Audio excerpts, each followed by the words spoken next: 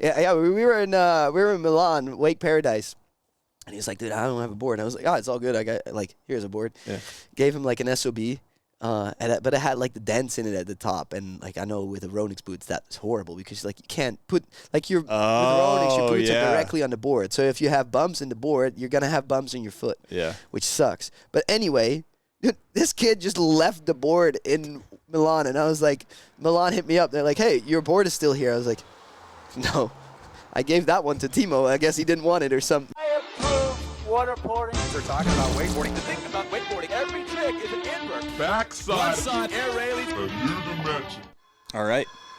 I'm going to wait for that to go by. Yeah. This one does it every 10 minutes, unfortunately. That's fine, though. It adds to the pod, I think. That's the only thing that kind of, like, it's not busy here. You know, a bunch of dead people across the street. Literal dead people. Literal Crematorium down the road. Crematorium is right there, yeah. I think that's a good intro. So we are back, another episode of the Grab Matters podcast. Today we welcome on a very special guest, Max Van Helvoort. How's it going? It's going great, man. Thank you for visiting me. Dude, thanks for picking me up from the train station, having me over to your place. I will say, without a doubt, this is the cleanest apartment I've ever seen in my entire life. It's not even close. Life. It's not even close. Okay, appreciate that, man. Yeah, this place is spotless. I felt bad coming in. I had my shoes on. I could take your shoes off and all that. But we're here. We're across from a cemetery in Innsbruck, Austria, where you live now. Yeah. So how long you lived here for? I moved here like 6 years ago now, so it's been a while. But yeah, I don't know. I always loved America. So I'm from the Netherlands. Moved to America for wakeboarding, Orlando. Loved it there. Had an amazing time, but something just kind of called me back to Europe. A little bit of the mountains, a little bit of whatever it was. And kind of just decided to try it out. Didn't know anyone in this city. Didn't know anyone around here. I knew one girl, Laura. She works for Unit, actually. And she, like, kind of lived in the city just in the weekends a little bit. So I was like, hey, show me around. Like, I think I'm going to move here. This was before you decided to move here? This is before I decided to move here, yeah. Came here for like 3 days just to check out the city. Mountain was closed because there's too much snow. And I was like, great sign. Like, just great signs. And then I was like, you know what? Fuck it, let's go.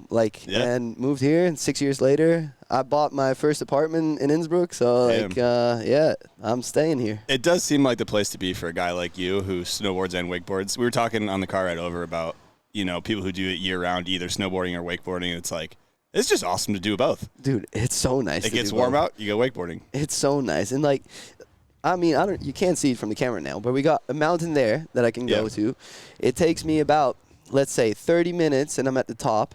Another one across on the other side, also about 30 minutes. And then if I want to go wakeboard, it takes me like 30, 40 minutes, and I'm at Area 47. So, like, no complaints. You're making a strong case for Innsbruck right now. Actually, it's horrible. Don't move here. Don't move now. It's a terrible, terrible place.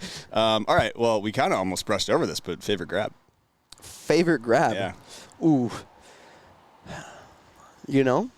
I think I'm going to go with, it's a difficult one for me. I think it's either a melon is just my comfort grab. Like, sometimes it turns a little bit into a backside grab, but melon is my comfort grab, and I would say my favorite grab is, like, Japan. But, like, we need to talk about this. I have a note right here. Dude. You continue. Okay. Because I was going to bring this up right away. I do not want to call anyone out, but there's I've seen some grabs where you grab Japan, and you are definitely grabbing the Tindy zone. The Tindy zone, yeah. Not a big fan. I am not going to lie. I did that shit myself, too, when I was younger. But it's become a big no-go for me. So now, like, even if you grab, like, just around the boot, that's okay. Yes. Just grab around it. Like, come on. It's a little harder. It's definitely especially harder. on a wakeboard. Definitely. But that's kind of the point. It is the point. It is the point. And, I was scrolling on Instagram, maybe it was yesterday or today. I saw several offenses, violations, you could say. Violations. Of not respecting the Japan grab. Dude. And maybe even by a Japanese rider, which is crazy to me. And it's become, like, kind of normal, and I don't want it to be. It has become normal, and that is, I'm glad you brought that up, because I had a note here that said, why do you think people don't respect the Japan, and even tuck knee, but mostly Japan grab? Yeah, tuck knee is, like, I don't know. For me, it's still kind of difficult to, when are you going to call it a tuck knee, and when are you going to call it a Japan? Because sometimes you have a very tweaked out, and almost like, almost Japan. wears the mitt, but the one that has to stick is you cannot grab the nose of the board. You cannot grab the no grab zone. And I guess for Japan, it's front hand, so technically it's not tindy. It's whatever you call that zone of the board, whatever you want to call it. And then tucking would be tindy. But all right, I'm glad we covered that. That's a public service announcement. Respect the Japan grab. So for anyone watching, please try and grab it correctly. All right, let's just do snowboard or wakeboard first. What do you prefer? If you had to do just one for the rest of your life. Man, I get that question all the time, and I still don't know to this day. I had a long time where I was like, I love wakeboarding, but snowboarding is where it's at. But I think we talked about that in the car a little bit too. Yeah. It's just, it's the time of the year when there's a dump of snow, when you have a nice park set up. Why would I want to go wakeboard? Like, it's such a nice time to go snowboarding. And then the other way around, if it's nice weather, hot out, cables open, I want to go wakeboarding. Like, it's nice. So I don't know. It just comes with the season, I think, and one helps the other. You get inspiration from both. You get more comfortable from one for the other. Yeah. I don't know. I think at the moment I'm going to say snowboarding because it's winter. If I ask you in July, maybe you have a different answer. Yeah, exactly. Or maybe not, yeah. We'll see. Let's talk triple rodeo. I don't know how many people, I mean, when you landed it, very few. I don't know how many people have landed it now on a snowboard. I don't know either. It doesn't seem like a trick people really... It's still not a trick that people really do too much, but there's been a few more. Like, I was watching, what was it, some World Cup, and some kid, like, I don't know, random kid I've never heard of, did like triple rodeo, landed one, he wanted to do it better, did another one straight to the neck and just exploded on takeoff. Luckily rode away. But so yeah, like, I don't know how many people are doing it now. Yeah. But when I did it, it was Billy Morgan was the first one, British rider. Yeah, crazy. That guy is insane. And then I was the second, and then I didn't know you were the second ever. Yeah, wow. I was second, and then Sven Torgen came after me. Yeah. So yeah, pretty stoked to be. That's a elite company. It's a good company to have. Yeah. How many have you done? And when was the last time you did one? Dude, I did. This is the one and done right here. Oh, that was it? I did one, and then I tried a couple again, but I tried it on a smaller jump. Like, already the jump I did it on was quite small. I just had to send it kind of deep, and then. I don't know, like, it was weird. So I'll give you a little bit of story how it happened. I was ski and snowboard instructor in Flachau, where it's absolute park, and that's like one of the nicest parks ever. So every time I had a day off, I went snowboarding. I learned like double rodeo sometime, and I just liked double rodeo, so I just kept doing them every day. Like, literally every time I had a day off, just double rodeo, and I loved it. Saw some clips, and I was like, dude, I have so much time. Like, there's time for a third one. I can just go another one. What do I change? Absolutely nothing. Just stay tucked. Yeah. And then I was like, all right, like, next time I'm having off, I'm going to the park and I'm gonna huck one. Like, let's just go and huck it. So I went in. I remember it, dude. I was standing there. I was just so nervous, like, the nervous pee, standing there at the top. I was like, fuck it, and I used to wait. Real quick. Can I swear, actually? Oh, yeah. Ah, you can say what the fuck you want. Yeah. No rules. Great. I used to do this thing where I punch my helmet to get myself, like, hyped up, or if I'm angry. So I punch my helmet, like, let's go, dropped in, and just brain shut off, just huck and hope, dude. Like, I winged it back, grabbed the back of my legs, and just chucked triple. Was done. I was like, oh, shit. Kept going straight to the back, like, kind of hit my head, little like out of it. Yeah. Snowboarded further, sat down, kind of like, still not great. It's like, all right, I'm done. Like, I'm gonna call it a day. That was not a great day. Got home, had to work the next day. Didn't want to tell my boss because he didn't really want me to do this stuff because then I couldn't be working. So I was like, kept watching the clip, and I'm like, dude, that was so dumb. Like, how I did it. Like, I need to do it like a double rodeo, just do a triple. Yeah. So then I asked for a day off the next week. I was like, now, this is the day. To try it? Yeah, to try it, yeah. So I was like, this is the day. Watched the clip so many times. First one, like, went double rodeo, and then, like, checked the clip again. I was like, all right, we got it. Went triple rodeo, landed a little, like, back foot heavy, slipped out. I was like, all right, whatever. Got there. Second one, landed it. Snapped my binding off my board. Like, I had this Burton like channel system, horrible system. Love the boards, that shit should stop. Anyway, pulled it out of the board. So I had to change my binding a little bit. So I had a little setback so it wouldn't pull out again. Went back up, and I was like, let's go. Went for it, just full on, squatted as deep as I could, had this little revert out, and I just holy shit, dude, I did it. Holy shit. Wow, okay. And I did it for nobody. I had to go to work as a ski instructor, snowboard instructor the next day. No one had a clue. And I remember, dude, the guy that filmed it, I didn't even know him. I just met him in the park, and I was like, you clip me up, please? He was like, yeah, let's go. So yeah, I don't know, just damn. I was curious the story on that because, I don't know how many people landed to this day, but at that time it was an elite company. Dude, even for regular triples, back triple corks, I think it wasn't on tap like it is now, dude. It's 10, maybe 20 at most that people done triples, and it's cool to be part of that club. Now it's not as cool anymore, but it's but you did it. I still did it. Sick. I'll put the clip in, obviously, of the. And then after that, I tried it again. Because I was like, all right, I got it. I went to this snowboard camp. It's called Camp of Champions. Yeah, that's in America, right? It was in Canada, in Whistler. Oh, okay. Yeah. Oh, sorry. I tried to pursue snowboarding a bit after that, but I just got a little ahead of myself. Anyway, was all right. There was just some big names out there. Mikey Cicerelli was there. I think Greg McMorris was there, and it's just wanted to do one at that time. Just show them what's up. So I went for it and just did guy on the video goes 1, 2, 3, and then just goes oh shit.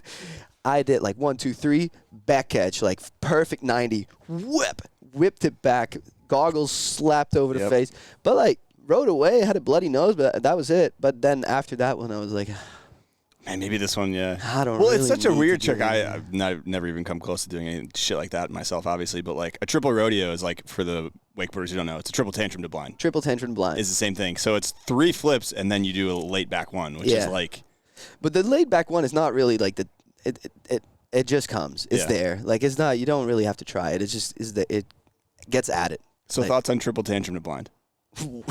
Ridiculous. Dude, I tried a bunch of double tantrum. You're a triple guy. You've tried triples on a wakeboard too. Yeah. You get into that, but I tried some double tantrums, but I don't know. Liam does them insane. Yeah, I don't know how he does them. Every time I tried them, first one goes well, and then the second one's just so out the back.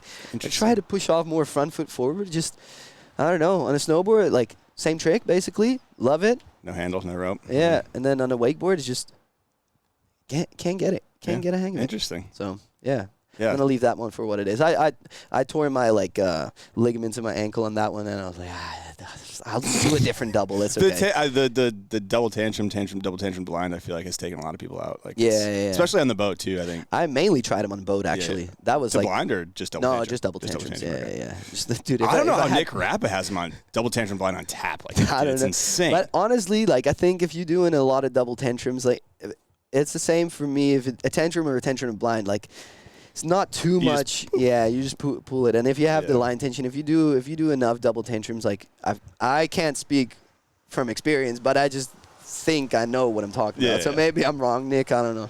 Anyway, I think that's how it goes. He felt the tension, and at some point you can just go. I mean, the way he's got him so dialed, he has to. He trips off the wake so crazy. He's the only one doing them because I feel when Harley started doing the double tantrums behind the boat, they were always sloppy for a really long time. The landing would just be super compressed and kind of skirted away, and then finally got him dialed. But all right, I think it's time we dive into a guest question from Chris Rogers. Oh, Chris. Dude, he was here the other day. That's what you said. He was just talking to you.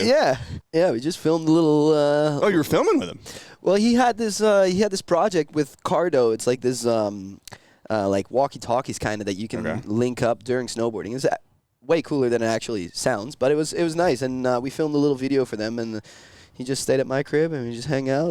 We go way back, or way back. We go quite far back. When you filmed that video, I don't even know the name of it. It was... Standing sideways. Yeah. We're going to talk about that right now, obviously, because that's Chris's question. But yeah, that was what, almost 10 years ago, probably 2018, 2017, 2019. I think before we COVID. filmed. Yeah. It was I think we filmed 2018. Yeah, 2018 or 2019. Actually. What's up, Max and Hunter? Hunter, thanks so much for creating such epic podcasts. You're really setting the bar so high in this industry. So, yeah, always been an avid listener and stoked to hear this one. My question for Max is, being so well-renowned in the wakeboard industry and being able to throw down on a snowboard as well. I think Max is one of only 3 or 4 people in the world to ever do a triple rodeo on a snowboard. Max, what is something you think the wakeboard industry can learn, copy, emulate, take inspiration from in the snowboard industry? And then what is something you think the snowboarding ski industry could take inspiration from the wake industry? Would love to hear your thoughts on this and looking forward to the podcast, guys. Cheers. Absolutely.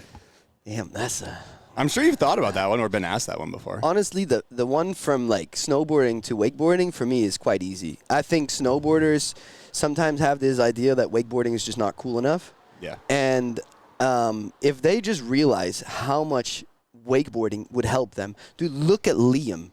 Look at Liam Barely. Look at Cameron Spalding. Yep. These kids are wakeboarding, and they're ridiculous on rails. Ridiculous. Look at Joe, Battle Day. Do you see his clip of the nose press? Yeah. Dude, there ain't no snowboarder in this world that does that. Nobody. It's wakeboarding helps that so much. So if there's one thing I would tell snowboarders, like, set your ego aside and go wakeboard. It's so much fun. It's such a good spot to go, change it up from the snowboarding to or from the winter to the summer. Yeah.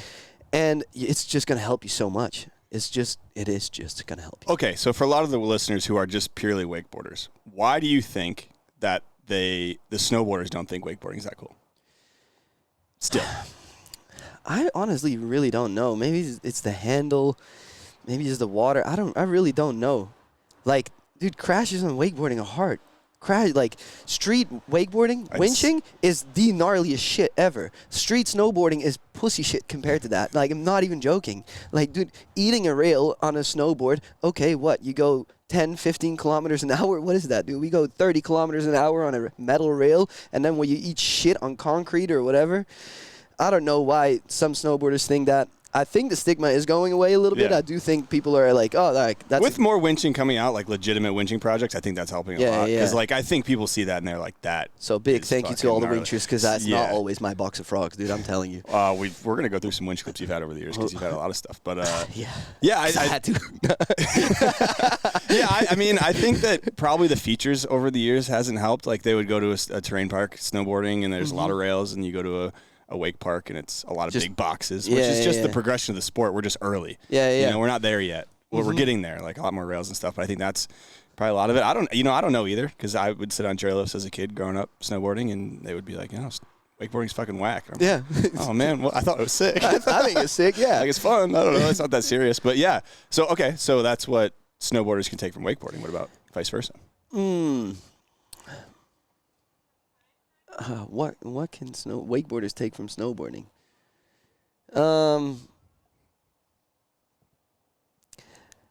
That's hard, because the thing is, in snowboarding you're not restricted to anything. You're not restricted fully to free. Yeah, you're not restricted to the same lap. You're not restricted to a boat. You're not restricted to any kind of line you can ride. Speed, you can do whatever speed. Exactly, which is probably like the main factor, to be honest, because that opens up so many doors and tricks you can do. What can we take from snowboarding? Nothing. They can only take stuff from us. I'll let you answer, because I have something, but you answer. What do you got? Let me hear yours. I'm okay. I mean, mine's more of like the content side of things. Yeah. Like, I think they're a little bit more curated. No, they're a lot more curated in the sense of like edits, movies, video projects, and obviously wakeboarding's a lot smaller, but like I think we're getting there too. Like that's where I would lean. Probably more street focused stuff too. I know people don't. Street focus. Yeah, it makes stuff like cooler, I guess. Yeah. But it's also not like the main trajectory of our sport. Yeah, it's a very niche thing. Yeah, exactly. But like what you said is actually very good. Maybe the events and like video projects, but I think that comes down to the brands not wanting to invest in video projects or writers. So I like how you look at the camera. Yeah, it's true. Invest. Fact. It helps. It's more important. Regenerates. It's sales. Doesn't have that like weird that like ROI where you put it on paper like year after year. It's like, okay, we made video project, it did this, sold X boards. It's like you're building a culture, creating a community. You're building a culture and creating community. Exactly. Yeah. It's not like, oh, we're doing one video project that has to create so many sales. It doesn't work like this. No. Maybe it worked like this, I don't know, 20 years ago. It doesn't work like this. You need to create a culture. You need to create honestly, Space Mob does it very well. Like, even though it's like a little different subject, but they're doing it very well. They're creating a gang. They're creating the mob. You know, you want to be part of it. Yeah, and I think that needs to be done a little bit more. Brands can do that too, though. It doesn't have to be a crew. Exactly, you know? Brands can do that. Like, brands can do that the easiest. They already have the crew. They just need to make the video projects and showcase. Like, I don't even know. Like, take them on a little road trip. They go to like 3-4 cables, huge cables, during events. Afterwards, have a ride with a pro, or like, I don't know, come test our boards and have some pro riders there. Make a video out of that. You get direct to consumer. People are like interested because they get to ride with their hopefully favorite rider. Yeah. And that does it way more, and I do think snowboarding has a lot more of this. Like, and maybe it's just because snowboarding's way bigger, but like snowboarding still is pretty small. Wakeboarding's very small too. Like, yeah. You know, so that sense of like culture and community, I think, is what wakeboarding is lacked the most. Yeah. If you're trying to compare the two. Yeah, I get. Yeah, no, that's a very, very good answer. I'm taking this answer. There we go. You had it too. No, but it's true. Like, dude, we had an event on Norrkette, this is my home mountain, last weekend, and it was like 3 events in one day, so it was pretty hectic. But this guy, he's a skier, and he just wanted to. It's called Airline Sessions, and he just wanted to have like a sick day. Was this on Saturday? Last Saturday, yeah. Leon was telling me about this. It was wild. Shit was insane. He just, so the mountain is tiny. You only have, you go up with a gondola. You have the park on the right side, a little slope on the left side with a roller. It's super nice to do some knuckles. And then you have, a little slope that goes down to the lift. That's it. And he just built, kind of jumps everywhere, and they go from one spot to the next spot to the next spot. Dude, there was hundreds of people, hundreds. And everyone's watching. You create a community. You have, the music. You have the vibe. And this is, that creates the community, which stays together. If you stay together and they drag more people in it, you grow the sport. Yeah. When you're growing the sport and you do it as a brand, for example, that brand is going to generate sales. That's the cool brand. Yeah, that's the cool brand. That's what people want to do. Yeah. Yeah, I think always. I don't know if you remember Sculf, Air Blaster. It's an American company. Blaster, they did Sculf. Yeah. I think they did a couple over here, but it was mostly an American thing. But to me, that's the epitome of a brand creating a community and culture. They did this funny thing where they did golf, but it was snowboarding, and they combined them, and it was just super cool. Just really cool videos they came out with, and just stuff like that. I think there's a lot of room for in wakeboarding through the brands. Yeah, I think so too. And it doesn't even have to be a specific event. It just do something funny like this. Doesn't have to be a competition. Put 6 kickers in a row and do some weird shit like that. I don't know. Bring kickers back. Bring more kickers back. Yeah. But it doesn't have to be anything. Just make it fun. Make it accessible to people, and easy. Get them involved. I love it. Why do they block off the knuckles? I was watching Let's Talk Standing Sideways. This video you made, which is snowboarding and wakeboarding. I'll put some clips in the link below, obviously. But it's an edit you did with Chris and GoPro. And it was you snowboarding and wakeboarding, doing a lot of crossover tricks, which is super cool to see. But I was watching the video and they block off knuckles. Yeah. Why do they do that here? So you have a lot of people that go into the parks that have no clue what's going on. They just think it's sick, more it's fine. But if you have these people that go over the knuckle, it can get kind of dangerous if someone just goes over the knuckles, just kind of goes super slow, and you hit it and you land straight into them. Or if you're in the air, even if they're not directly in your landing zone, still if you see them, that kind of distracts quite a bit. Sure. And beginners don't always understand that. It's very sketchy to sit behind a roller or whatever, you have to, someone has to tell you, or you're just not thinking about these things because you're worried about getting down. So a lot of the times they get blocked off. This mountain doesn't block them off. It's nice because I like the rollers too. Yeah, I think. It's also, cool. if you have 2 jumps in a row and you mess up the first one, and they have no room. That's where my brain went. Yeah, it's dude, Absolute Park did it a few years back, and I was like, dude, sorry, I was I'm still shit at switch on snowboarding, but I was super shit at switch. So if I did a trick and I landed switch on the first one, it's like, all right, second kicker's gone. Like, I'm not hitting this one. Yeah. And, I was just curious. It's basically just to keep it a little more safe. Yeah, we have beginners in America too. Just don't give a fuck, I guess. Yeah, just whatever. No, but you get, dude, I see these videos, and I've had this as well, where you get the Snow Patrol. Or what is it called? Ski Patrol. Ski Patrol. Yellow Jackets, yeah. Dude, oh my God, get out of here. That's at Vail. Vail owned resorts. What are you doing, dude? My first, I did slow zones and shit. Dude, I did a season in Breck, because I was trying to pursue snowboarding. Yeah. Did a season in Breck and went to Keystone for my first time. I was like, dude, this is insane. Like, I've seen this in all Torstein clips. Like, I'm here now. Let's go. I was hyped. Did like a top to bottom run, just like normal gondola. And, like, I got yelled at by some guy in a yellow jacket. I was like, fuck that, dude. Like, I'm gone. And then all of a sudden, they're at the base just waiting for me. Dude. They go. They radio, bro. Yeah, they radio. They go, like, guy in this jacket, that jacket, stop him. And I was like, I've done this multiple times. So anyone who sees this right now that I pulled this, the foreign card on, the Dutch card. Oh, it's you. It may not have always been actually a foreign card. I may have just fucking, like. Well, it's got some truth to it. It got some truth to it, yeah. So I just pulled my foreign card and I got away, but they wanted to take my snow pass. And that was like my first week in Colorado. They're strict. Dude, I didn't know if that got taken, what would I have done? Go home. Go home. There we go. That was the season. Snowboard journey is definitely over. All right, let's talk this video because I was talking to Chris a little bit, and he didn't ask it in the question, but back double 10. Yeah. Was it in this video? Yeah. It was. Okay, so you did back double 10 in the video. Yeah. But he had maybe you remember the story of you like kind of doing, it was a sunset session. I think you guys were doing sled laps, and you landed your first one. No, I did. I was doing, so I have like how I do back double 10 is kind of like, it's just old, like how they do it nowadays is more back 7, late front roll kind of. I'm doing it more like I'm trying to learn this one, but I'm doing it more the old style, how they used to do it. It's kind of like a backside, let's talk wakeboard terms, like a roll to blind into a switch toe roll to revert. More of like a double shoulder tuck? Yeah, it's full on a double flip, basically, instead of like actually corking. Yeah. So I was able to do that one, but I wanted to get a flat back 10 as well. So I did like my first, I think it was nose grab flat back 10 on that shoot. And then I think, or it was tail or whatever, it doesn't matter. And then we wanted to get another clip of that, and then didn't end up going that well on that hit. He wanted you to touch on that, specifically. Yeah. Well. So yeah, broke my wrist then, and had to get some surgery. It's actually, I have a pretty funny story on this as well. Yeah. So I've had a lot of injuries in my career and in my life, quite a few. And this one, my parents, like, I put them through the ringer, dude, with these injuries. Man, I feel bad for them. Sorry, Mom and Dad. But anyway, this one, I got hurt. We were in Italy.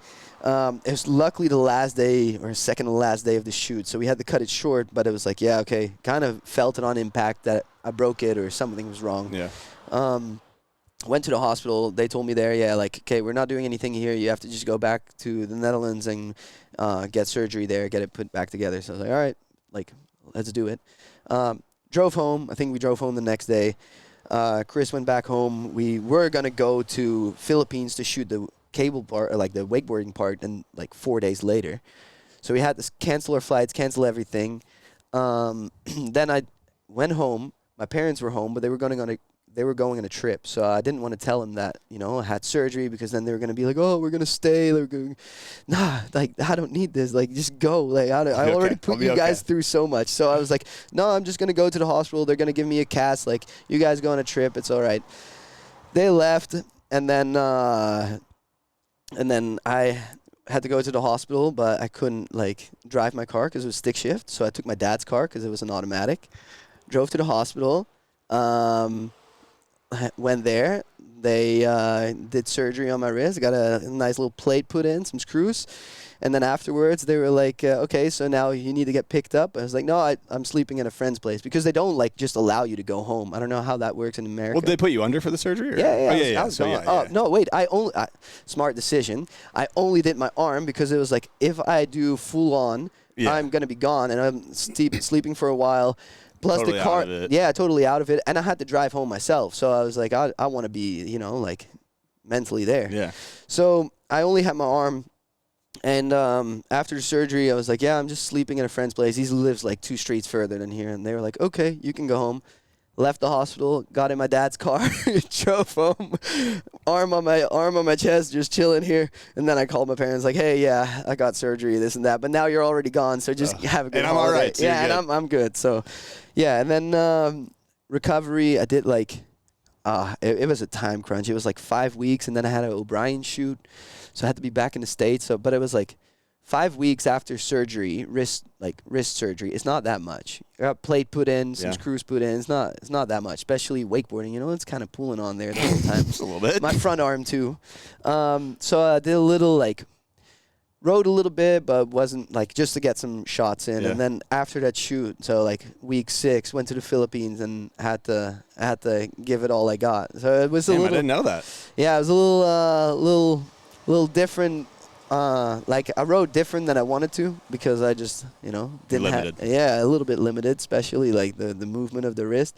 But no, we got it done. Well, and Chris was saying this was supposed to be kind of a quicker project, but then I guess GoPro later was like, well, we want some boat clips. Dude, you guys that go was to Turks and Caicos. Oh my God. Kind of turned into a bigger thing than maybe it initially was. Yeah. I mean, first of all, the time frame that adding the surgery and the time in between messed it all up, and then GoPro was like, hey, you guys want to get some boat clips? If we need some boat clips, and Chris was like, let's link it to this project. It's perfect. Yeah.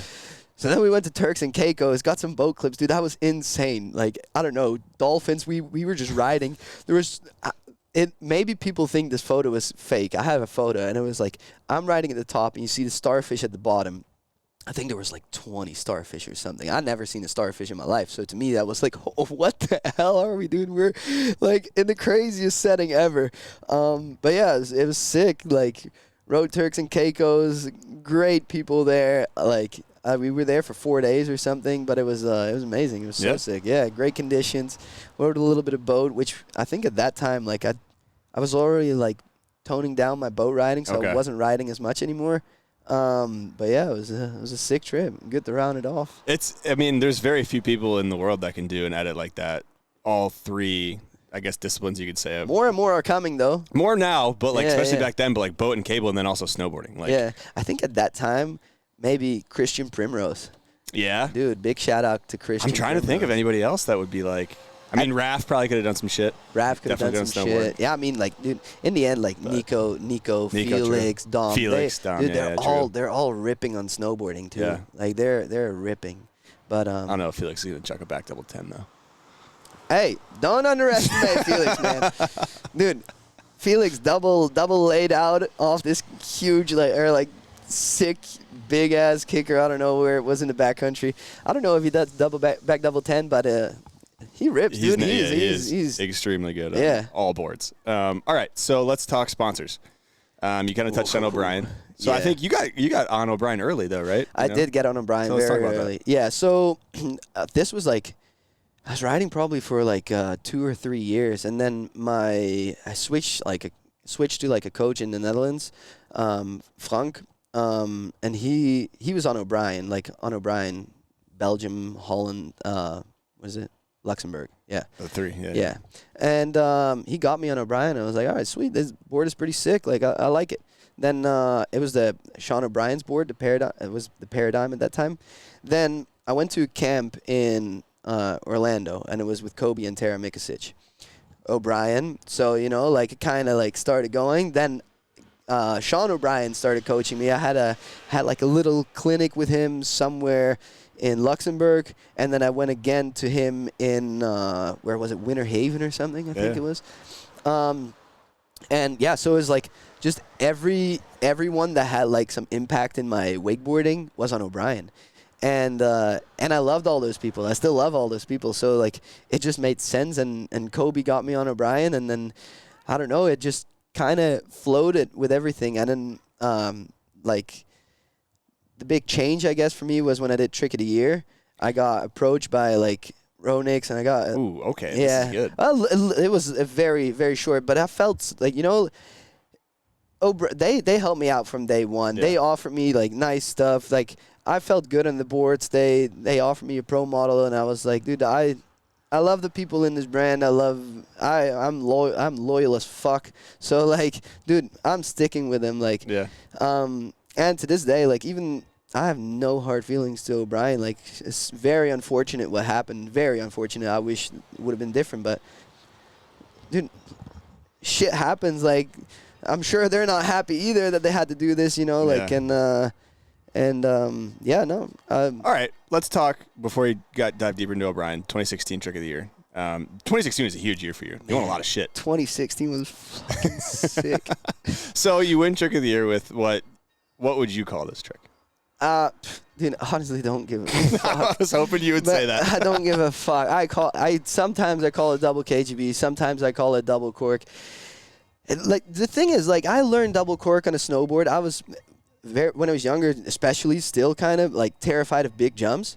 Like I mean, they get bigger and bigger, and I call them like still smaller jumps now. But like it's terrified. So I just huck double tens on small jumps, and you're definitely double dipping. It's more like a double flip, and that just translated to cables so much better. So I was like, dude. I want people to understand what this trick is that are not wakeboarding, how much easier it is if I just link it to a sport that way more people do. Corks are in gymnastics. People understand corks. 1080 is a rotation. Like, yes, I am not spinning 1080 like this, but it's the same in snowboarding. You're not spinning 1080 like this. So I was like, this is what I want to call it. Call it what you want. Same with Trent. Like, you can call it a double KGB or the rage cage, whatever you want to call it, but like, dude, it's his trick. Respect him if he wants to call it the rage cage. Yeah. Dude. And for me, I think, I don't know. I think it's just, it makes people understand that don't wakeboard a little bit easier what the tricks are. I think the funny tricks are very funny because like it gets people that are already in the sport like, oh, this is so funny. Like this trick is called, I don't know, whirly bird or tootsie roll or whatever, you know, Pete Rose. And it has something to it, but I think, I don't know.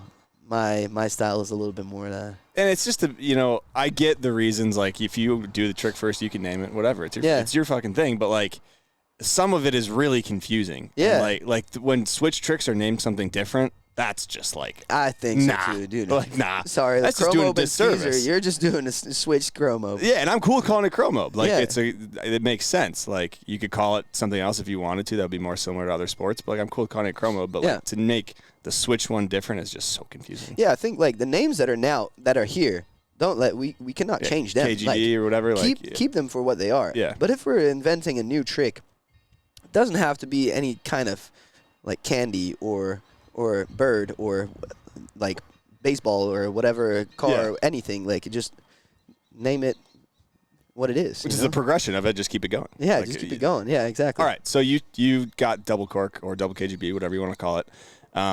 Was that kind of a battle? What was the mission to trying that? Pretty chill? Yeah, honestly, it was pretty chill. I encourage anyone to try this trick. It's not that bad. It kind of does it for you. There's a couple tricks to it that make it very difficult, I think. But it was actually with Gunther Oka. We used to live together, and I don't know, if you ride cable every day, you're just getting a little bored. So we decided that one week we were just gonna try any basic mopes or whatever wrapped, just anything. Yeah. And obviously riding with Gunther gets you pretty frustrated because this motherfucker just does everything. So I had to pick my battles, and we tried a bunch of stuff. I don't know, like back mobs. We tried like crow mobs, like blind Pete's, like a bunch of stuff. And then I tried wrapped KGB and felt pretty good, and I did that a couple times that day. I just kept going. I was like, dude, this feels like very chill. Like feels like too chill. Too chill. Feels like there's something more to this. And I was just like look. I am very visual. Like I have to see myself riding. Even if someone says, "Oh, you got time," like there, dude, I have to do so. I love double flips. And whenever someone tells me like, "Dude, that double flip was huge. You have time for a third one," I'm like, sorry, buddy, I don't. Like you have no idea what it takes to go triple. It's the third one is a lot slower, and second one is actually fast. First one sets you up. Second one's quick. Second one's kind of quick, yeah. Interesting. And the third one's a little slower again. But Yeah, I don't know. It just kind of felt good, and I remember I was like, okay, if I do this, like, come in wrapped, huck it, kind of go to blind, don't go KGB, and just let myself go straight to the back, like just eat shit on my back.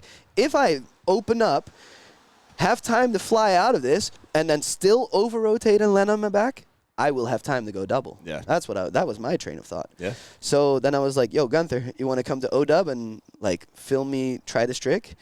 I know Gunther, like, he's not going to say anything like he doesn't want to say, but I knew that he was going to be like, dude, I'm going to have to sit here all day, film this motherfucker, and not get anything out of it.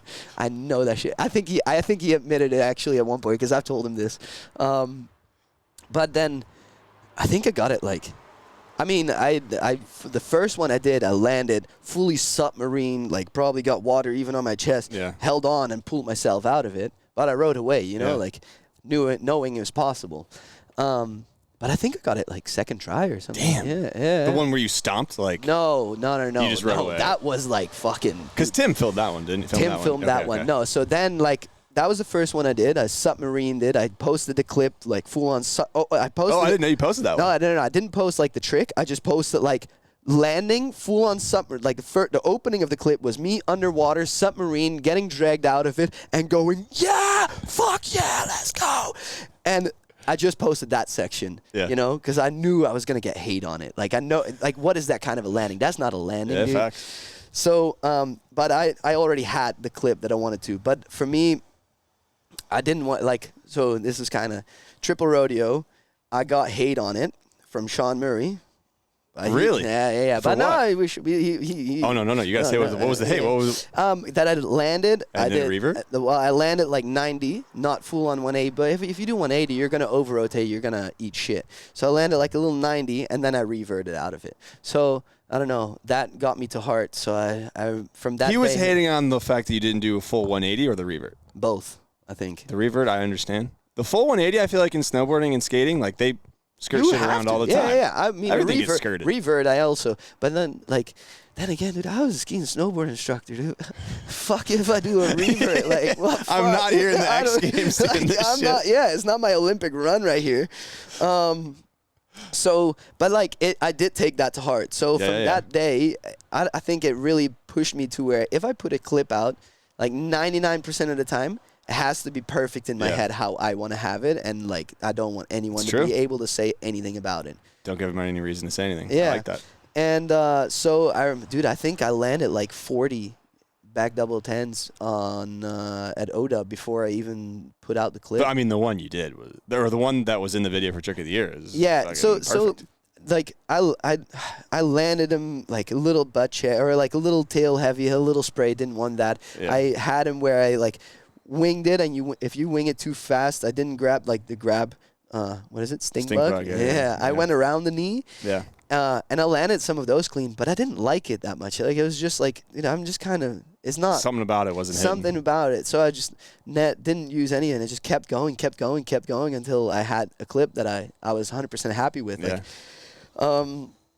So yeah, I just kept going until I got it. I think I don't know, probably a week of almost riding every day, and just I don't know how many I did. Probably at least 40. I rode away of at least 40. I did definitely more.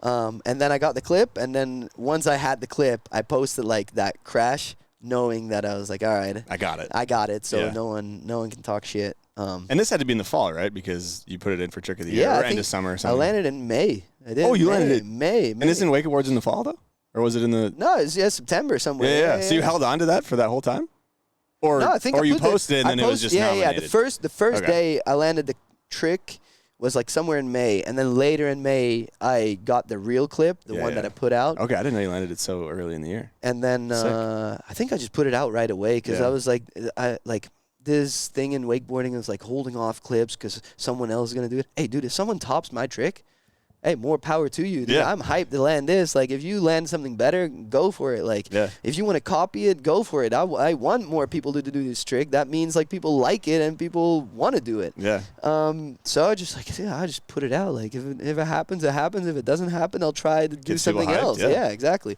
So I just put it out, and then later in the year, I mean, obviously Surf Expo, I was hoping for the Trick of the Year.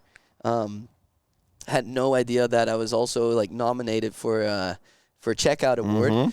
And then ended up with, dude, I feel like a dick at that. Like when I think back of it, I was like, dude, that was such a dick move. But I was sitting there watching Checkout Award, and because my mind was so much at Trick of the Year, this was the first award of the evening. I was just sitting Checkout there. was first? Checkout was first one, and I was just like sitting there. And then one of my roommates, Louis Watt, he was like nominated as Checkout Award, and his name was like the first or second one that popped up on the list, like going slow. And I was like, yo, Louis, like filming with my phone, Louis, let's fucking go. Yeah. You got nominated. Let's go.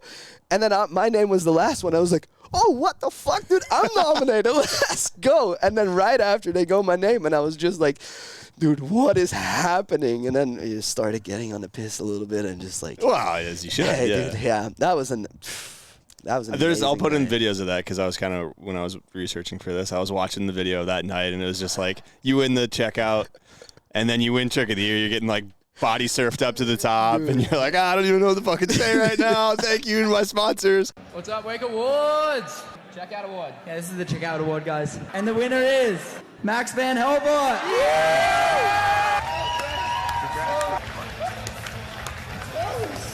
I really don't know what to say. This is the most unexpected thing to me. I'd like to thank my friends. I'd like to thank everyone. Like, this is amazing. Thank you guys. The Inmare Trick of the Year Award. To me, this is the baddest thing that's ever been done on a wakeboard. It's the coolest looking thing that's been done on a wakeboard. So without further ado, Max Van Helvoort.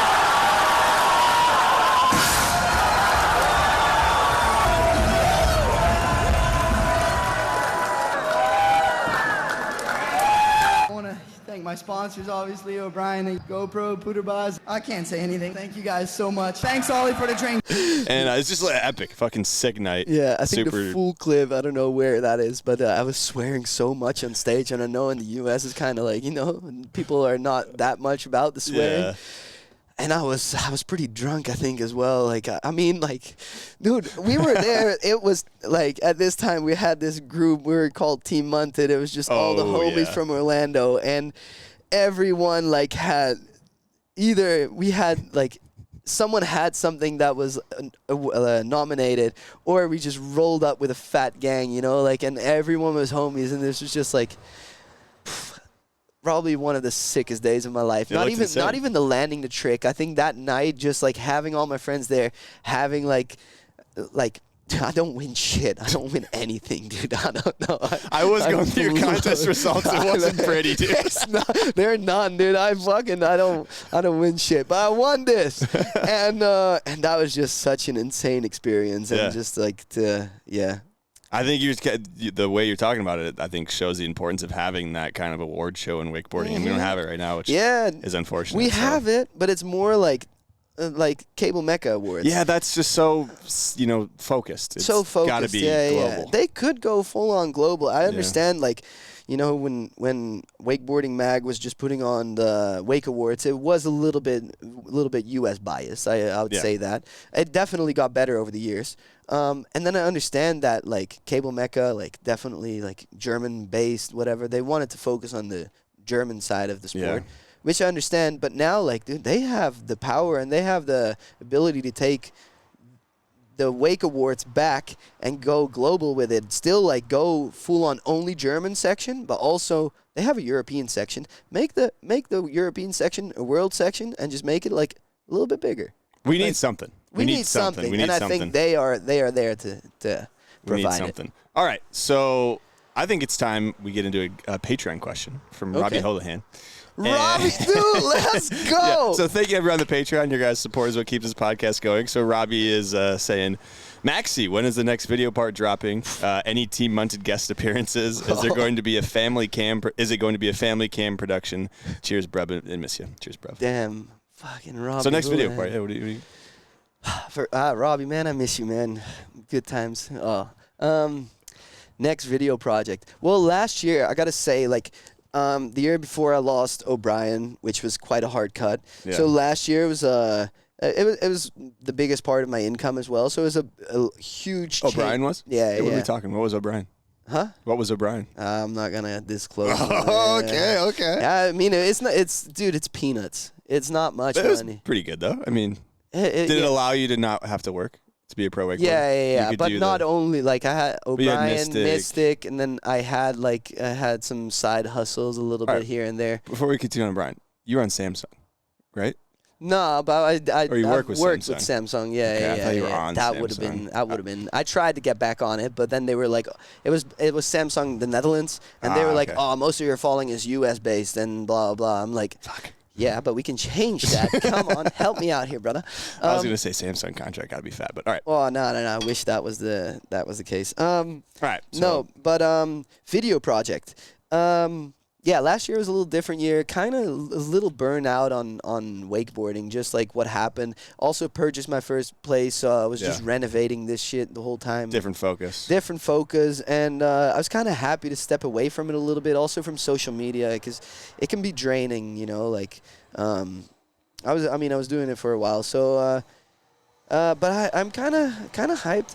You know, get a little fire in you again. Get a little project going again, and now. My home park, Area 47, bought my first obstacle, or my second obstacle, but my V2. Yeah, V2 exactly. So I'm super hyped on this, and I think that deserves like a nice edit. I did a little edit last year or 2 years ago at Area, but it was just like, I don't know, we shot like 3 or 4 days. But I want to not just do it there, but just like still have some tricks I want to try, and I think I have a different focus now than I had a couple of years ago. So I still maybe gather some clips over the season and make like a little video part. We're gonna see double cork 12. I've tried this a bunch. I'm not gonna say it's not gonna happen. Okay, that's all we need to hear. Just never I say will never. try. What about triple? Because you got so close, dude. I think I'm writing that one off. I think I'm writing fine. it. It was just like, you know, Cody did it. He did triple toe. I was like, all right, that's an NBD, but like triple roll to revert hasn't been done yet. Yeah, that's an NBD. I want to get that one on my name. And then he was trying as well. He was trying to switch, but same trick, you know, like it's not NBD anymore in my head. Because some people prefer left foot, some people prefer right foot, whatever. So I think we were trying it the same year, same time, and then I got so close. Dude, I went, it was me and Massey, just me and him. We went to, was it North Carolina? Shark Park? Yeah. I wanted to talk about this kicker. Wild kicker, dude. Yeah. It's so nice. Timo's got, I think, like a front 12 on that thing. Dude, he got, I don't know if you ever posted the clip, but he got so close on the 14s. Yeah. So close. I mean, he was going He landed, and he just popped the handle, like, out, like, last second. Yeah, anyways.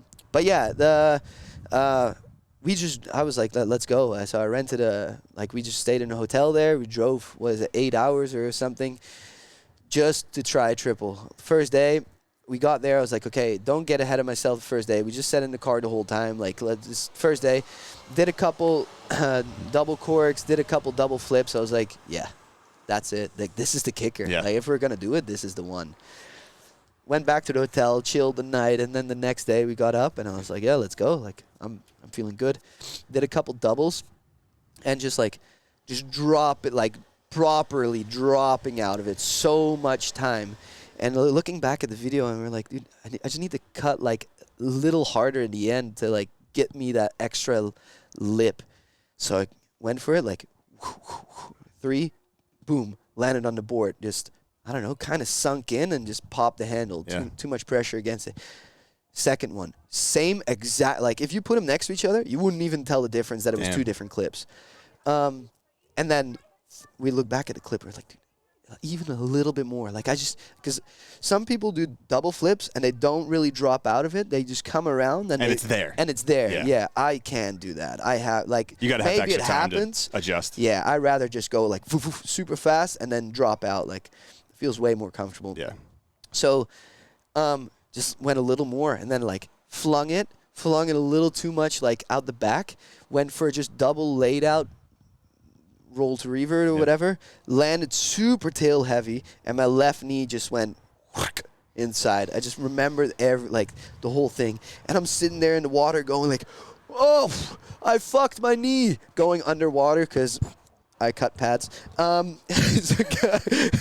So going underwater, I fucked my knee. And I go, Massey goes like, what? I fucked my knee. What? Dude. Massey, how do you not hear me? I am drowning here. Dude. Get me. So then, yeah, he got me to shore, and I was like, dude, I fucked my knee. Like, I know. Like, this is not my first rodeo. I know I fucked my knee. Got in the car and drove back home, and then that was it for my... and then we get to Wake... This was, like, somewhere in August. And then we get to Wake Awards, and Cody fucking did triple cabbie. No hate to Cody. Was a butt check as landing. All power to you. But that we're saying two different things right now. No, all power to him for landing and riding away, but it was a butt check, and I got so close. No argument here. I got so fucking close. So, dude, it hurt so much to, like, get so close and then not land it and then have someone else basically do the same exact trick and win Trick of the Year with that trick. Yeah. Wow, that hurt. And then, dude, the story is just getting better. So then... me and Gunnar Daff, we were just like at Wake Awards sitting there watching this shit happen, and then we were like, let's go. Let's just go downtown. Let's get fucked up. Yeah. Like, let's go. We start running out of Wake or Surf Expo, and there's these stairs, and I just go like, wanted to jump down, and I like put my left leg out. Last second, I'm like, fuck, ACL's gone. Pull it back. Switch leg. Broke my fucking foot, dude, jumping down the stairs out of Surf Expo. Then the next day, I had to come back to Surf Expo with a fucking boot on saying, what did you do? Oh, I just jumped down the stairs, broke my foot, dude. The mid-air correction airwalk to go to the other foot, but then fuck that foot up still is insane. Yeah, and then like I got up, slid down the next stairs just on the... I got back in, we were in the cab, and I look at my foot, I'm like, dude, that shit's fat. That's swollen. Yeah, so, no, it's all right. I think it was good that it happened because, that ACL that I tore, I never got repaired. I just got, like, my meniscus, like, fixed up. And I got, like, it was like a what was it, LCL and MCL sprain or something. But the ACL was completely torn, and I was like, God... Right, at that time I already didn't have an ACL anymore in my right leg, so I was like, if right can do it without, then left can do it without. Don't need them. Yeah, so it kind of like the break in my foot kind of helped me to chill out a little bit because I wasn't able to do anything. So it wasn't that bad of a happening. Kind of like in the end, I kind of am happy that it happened because it helped me stay a little safe, and it's a funny story.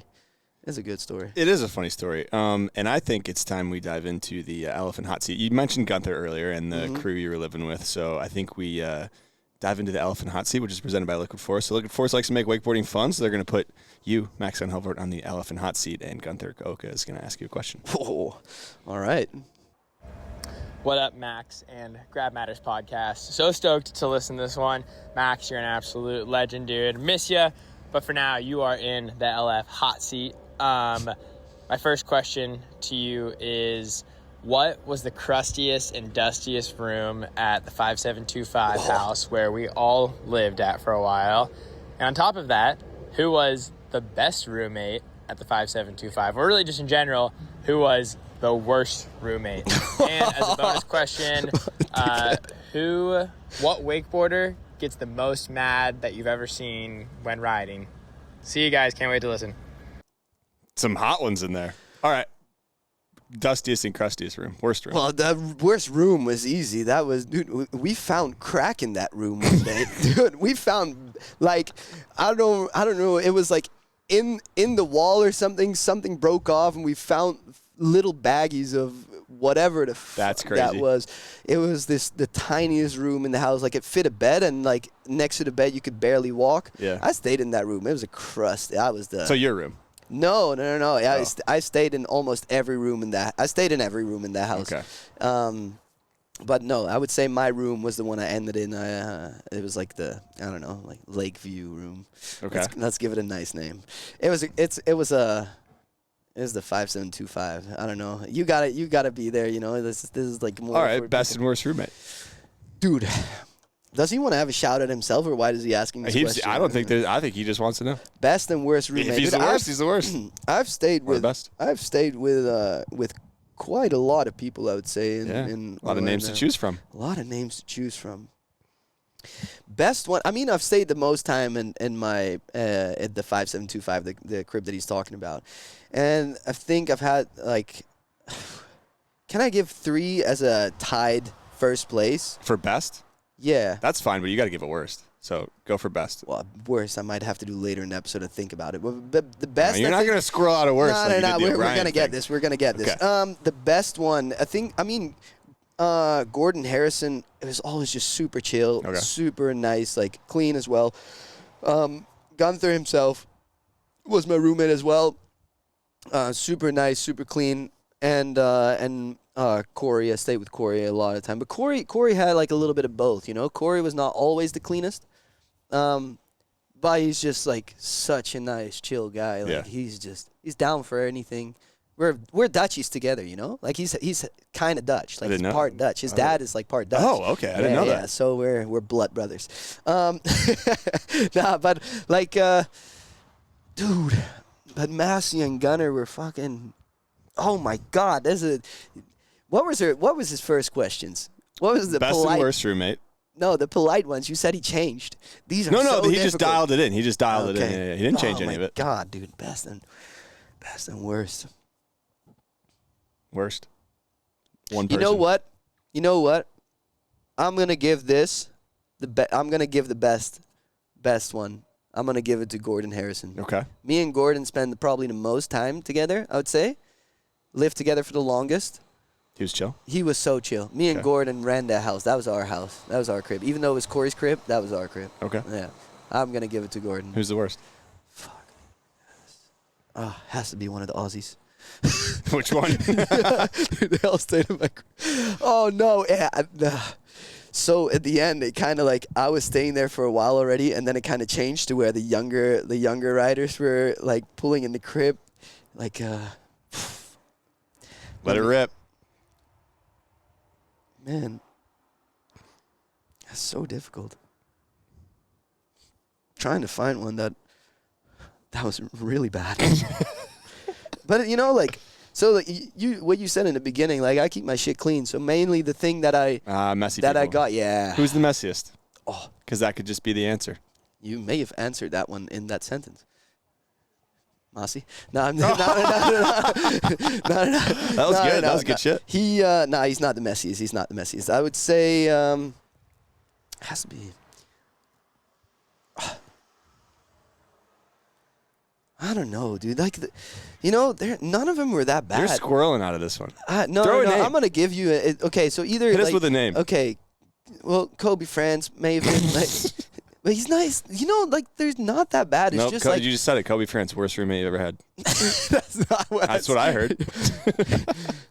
I mean, he just liked the party, and I didn't really like the party. Okay, that's fine. There's nothing wrong with that. But then again, like, Gunnar Daft also liked the party, Yeah. and he also liked to leave his stuff a little bit. Dude, yeah, he liked to leave his dip spit some places around the house. That's tough. Yeah, I drank some of that. That's what I was gonna say. That's you end up drinking it at some point. Should I just give it to Gunnar? I think it's Gunnar. The dip spit is the dip spit's one. Yeah, Gunnar's the worst roommate I've ever had. Yeah. Fucking worst. I love you, Gunnar. All right, I mean, they're all. I'm still squirreling out of this. It's still sick to live with. Dude, that's the thing, homies, You're living like okay. I moved to Orlando when I was like 18 years old. Lived in a house only with friends, had a boat in the backyard. Dude, how can there be it bad? Can't be bad. No. Yeah. It's all relative. You're living with only wakeboarders, people who are pursuing the same shit you're pursuing. They have the same passion. How can it be bad? Okay, yeah, they're not clean. All right. In the grand scheme of the world, it's all right. Yeah, exactly. All right. Yeah. Who gets the most mad? I mean, I'm giving that one to myself 100%. Really? 100%, dude. Okay. I don't know many people that get like that. I have seen footage of Gunther getting pretty mad. Nah, Gunther is. Have you ever thrown a helmet? Yeah. On the dock in a contest? You see my contest results. Dude. I don't get like that in contest. Nah, I just get like that when like video projects and stuff. Yeah, you're battling. Yeah, you're battling. I mean, I've seen some people rage out, like, for sure. But I think for me, yeah, I don't know. I think I'd take the cake. Okay. I get very aggressive. That's fine. But just to myself, like even if I'm super like Dude, one year I had this video project and I was trying to do switch and double switch and reg double mobs. Yeah. Couldn't get him. I was getting so fucking angry, and like, no matter how angry I would get, even if you would talk to me, I would like decently tone it down and like be able to talk to you. Just an internal thing. It's just an internal thing. I'll full on like no holding back, swinging at my helmet like full on. I'll go underwater, yell everything. The underwater yell is a good one. Yeah, the underwater it helps. It's like a hack. Yeah. I think I'm taking the cake on that one. All right, I like that. Yeah. It's good. Thank you, Gunther. Thank you, looking forward for that hot seat. I'm not thanking you for those questions. No, I am because that was good. It's exactly what we want. You're getting a phone call after this, buddy. I think we talked 1440 because we were talking about Timo. Yeah. Almost getting 14 at Shark. Who do you have on 1440 watch? I mean now? Yeah, now. Trend, Busty. Busty said he's tried some. Yeah. I mean, man's light as a feather. And he spins like crazy. Anybody else? I'm just making a big list, so if you got any new names, those names are already thrown out there. But yeah, I bet they were already out there. Yeah, Trent's the number one. You know what? This sport is progressing so quick, and you have this little kids like what Cruz, right? Cruzy boy, yeah. Dude, this Australian kid's ripping, kid, yeah. And he comes out of nowhere, just does the hardest shit ever. Big too. Yeah, huge. So probably, honestly, if Trent or Busty doesn't do it, just probably some random little Grom that's like, I don't know, not even hit puberty yet and just spins so just spin 14. like a top and just whip it out. Honestly, like I wouldn't be surprised. Well, with EC, like I feel like back nine used to be like, let's talk pre-COVID, like toe back 7 was a contest trick in men's riding, and then back 9 became contest tricks, and now back 9 people can do them off of the smallest kicker out there. Yeah. So it's like it's a matter of time till 14 is going to be done, you know. So it's I'm just curious. But I think Trent will take it though. Dude, do you see what he's looking like now? Trent. Yeah, he's a beast, dude. Yeah. So he's now he's getting proper muscles. Now he's getting like he's some recovery. You think he's natty? I think he's natty. Yeah, he's natty. He's natty for sure. Nah, he's just lean as shit. This year's gonna be crazy for him. I think, dude. I think so too. Yeah. I think he'll do it. Yeah, I think so. I think he's gonna do some fucked up stuff on the boat too. Man, I mean, he already is. You know what's funny though? Like in the beginning when Trent was coming out, it was like, all right, all the cable riders watching out because now like you got Trent coming at you, or Gavin, didn't really matter, but like Trent coming at you. A little older, yeah. Yeah, and now the boat riders are probably starting like, fuck this. You gotta be fucking kidding me. Stick to your lane. Stay in your lane, dude.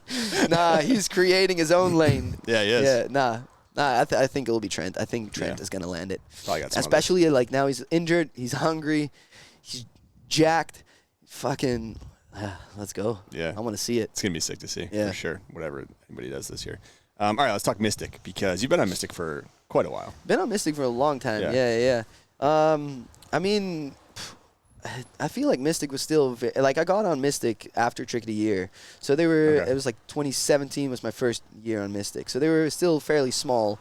I think it was Dom, Austin Pratt, and Austin Pratt. Yeah. Sick. we had a photo shoot and he just didn't show up with Mystic, and then I think he got dropped after that one.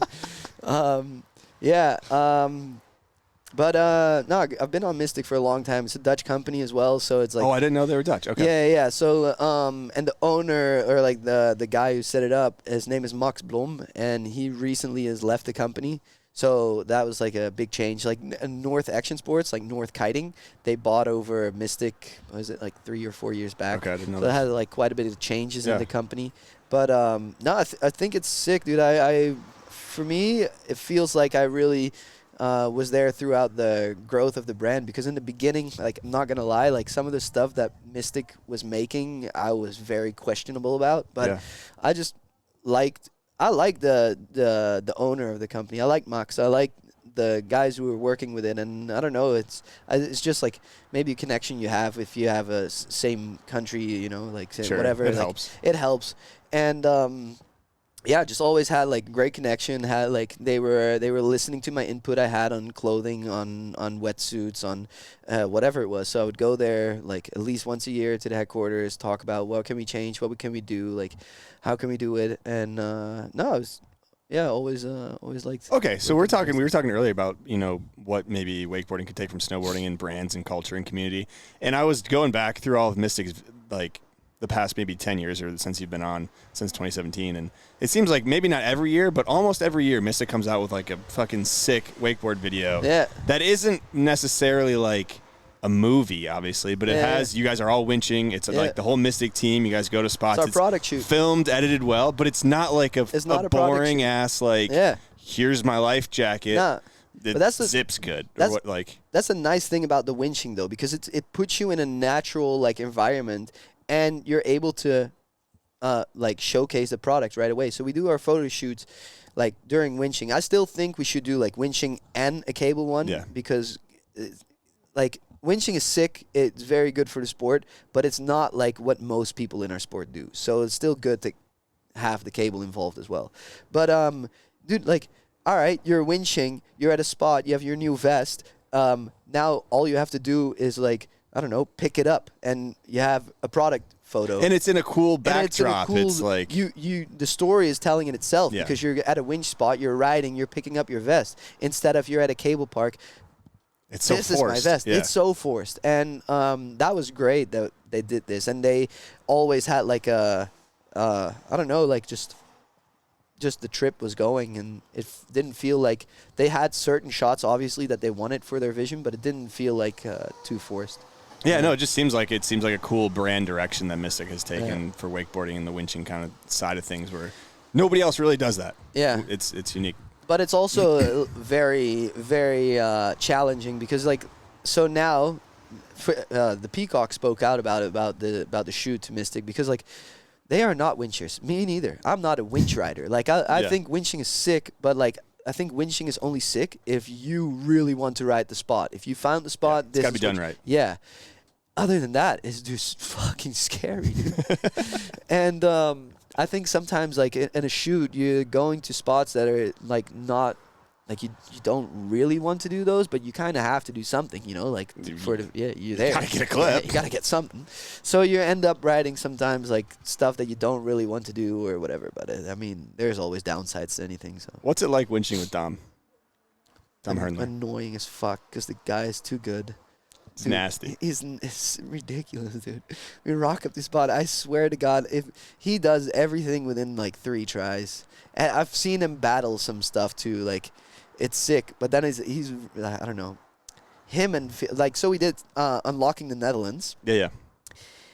And it's just, I learned so much from them from winching. Like, it's ridiculous how they just understand line tension so well. And I don't know, they're just skilled ass, dude. I don't know how else. Well, setting up is a huge part of winching. And I have to imagine they show up and it's like they already know.